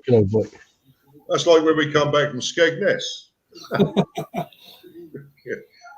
You can't ever forget that, can you, Wiggy? To be honest with you, that's giving me PTSD. You need some therapy. You need to get therapy on that one. Talk that out with a therapist, mate. I'm completely honest, mate. I'm completely honest. And I've told everybody this, right? I felt you were so wet. You bet 5 times the weight you normally are with all your gear, right? Everything was soaked, wasn't it? Right? And the only warmth I got was after speaking to you, mate, and making sure you were just as wet as me. Then I started warming up. That's brilliant. That's excellent, mate. And that last 25 miles, albeit tough, I was actually getting warmer, knowing that you were as wet as I was. Fucking soak, man. Absolutely. Ever. We've ridden in heavy rain, but not 48 miles of it. Yeah. No, that was bad. Oh, Jesus Christ, mate. But I think that's the only time when we got back to here to my house and my boy parked his bike up because he keeps it here. He had to go home in his dad's clothes. He was so wet. He had to strip off in the kitchen and put my fucking clothes on, old trousers and shirt and that, and go home in them. I even said, "Do you want a pair of my pants?" He's like, "Oh, that far, Dad." Right. I dropped Sam off, right? Because that's a Skegness run, and I got to the front. I said, "Right, I'm off. See ya." And I just turned the bike around and went. Because all I really want to do is just get back and get this gear off, and that would take me 5 minutes to walk about 2 feet. I was that pissed off. I was depressed, right? I was soaked, right? I thought I was going to call the Samaritans even before I got to the front door, right? I thought, fucking, I'll tell you what, I'm going to get a car. I'm going to get a car room, mate, with a roof and some heat. But no, that was good though, wasn't it? It was still a good day out. That was a bad omen, mate. When we were talking to Skeggy, I'm thinking to myself, that cloud looks shit. That was one big black cloud. And we didn't even get to the garage, did we? Shut up! Shut up! Jesus Christ, man! I'm not even standing on it. So what's it moaning about? Just like that, Wiggy. Yeah. All over. Right, that's no good. I won't go down very well with the family, but no, she's all right. She itches a lot. She's got like a itchy. Just keep scratching herself and that. All right. Sam puts lots of doggy ointments on it and stuff. Vinegar, that sort of thing. Right. Salt and vinegar. But she does. She looks like Yeah. Harley Hare. It cracks me up. Fucking Harley Hare from Pipkins. Anyhow, yeah, like I say, you know, we'll look forward to getting something happening this year. Need it. We all need to be out just riding, even if we do it individually. We need to be out on them two wheels. We do. I you know, I don't have a problem actually. If Johnson turns around and says, "Well, yeah, I'll let motorcycles back on the road, but you can do it on your own. You're not doing it with anybody else." That would do me for a while. Yeah. You know, solo runs just to be able to get out on your bike. You know. Well, I can remember after the first lockdown, they let us out a little bit, and I met up with what's his name, Rob 68 or 69. Oh, and Rob we just 69. I met up with him at Walker's, just the two of us, and we went up to Castle Acre for the afternoon and drove back. That was brilliant. I know, I've seen the video, mate. Yeah. I've seen the video. Good. We went up there, and that was it. You know, it was great. Yeah, it's nice, mate. Then, it's nice to still do that, though. You know.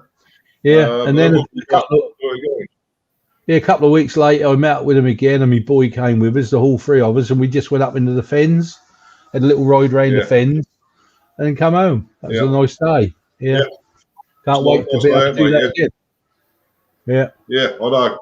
But I mean, like I say, you know, even if just say, you know, well, you're allowed out, but, you know, you supposedly can't socialise this, that, and the other, but you're allowed to take your bikes out. That'd just be nice to see people out on the bikes, you know. At least they've got something to talk about. I mean, people like yourself who do your vlogs, you haven't done one obviously for ages. I certainly haven't, because Yarmouth. not been right. Yarmouth was the last time I put a vlog up. I did check my subscriber base, and I'm still actually growing on subscribers, and I ain't put a vlog up for 5-6 months nearly now. Yeah. I noticed I had 4 or 5 more a week going on there, so don't know. So Reggie, you should ride through the car wash to get over it. yeah, make you feel a lot better. Well, I'm going to make a move in a minute, so it's getting late. Yeah, likewise. And I'm knackered. Got a bit of a headache actually. That fucking injection. It's been an entertaining night. It's been good. You know, at least we talk about. Even though we're not riding, there's still bike business to chat about. You know, it's always cool. What? Yeah. But okay, all right. If that's the case, then I'd just like to, obviously, from my perspective, just thank everybody, Gordon, Miles, Tracy, Johnny Langdon, obviously, and everybody else who joined in on the chat. It's been cool as ever. Great to sort of see the questions and God knows what going up. It's always good, isn't it? And Carl for hosting. Cheers, buddy, and good to see you, Andy, and Julie, obviously. Yeah. You know? Yep. We'll get around to hosting again. All right. If you stop the live stream, so we're private, I've got something to tell you, Eggy. Right, I'll turn it off now. Right. See you later, boys and girls. See you later. Next week. See you later. End the broadcast now. Thanks, guys. Bye. Thanks, cheers.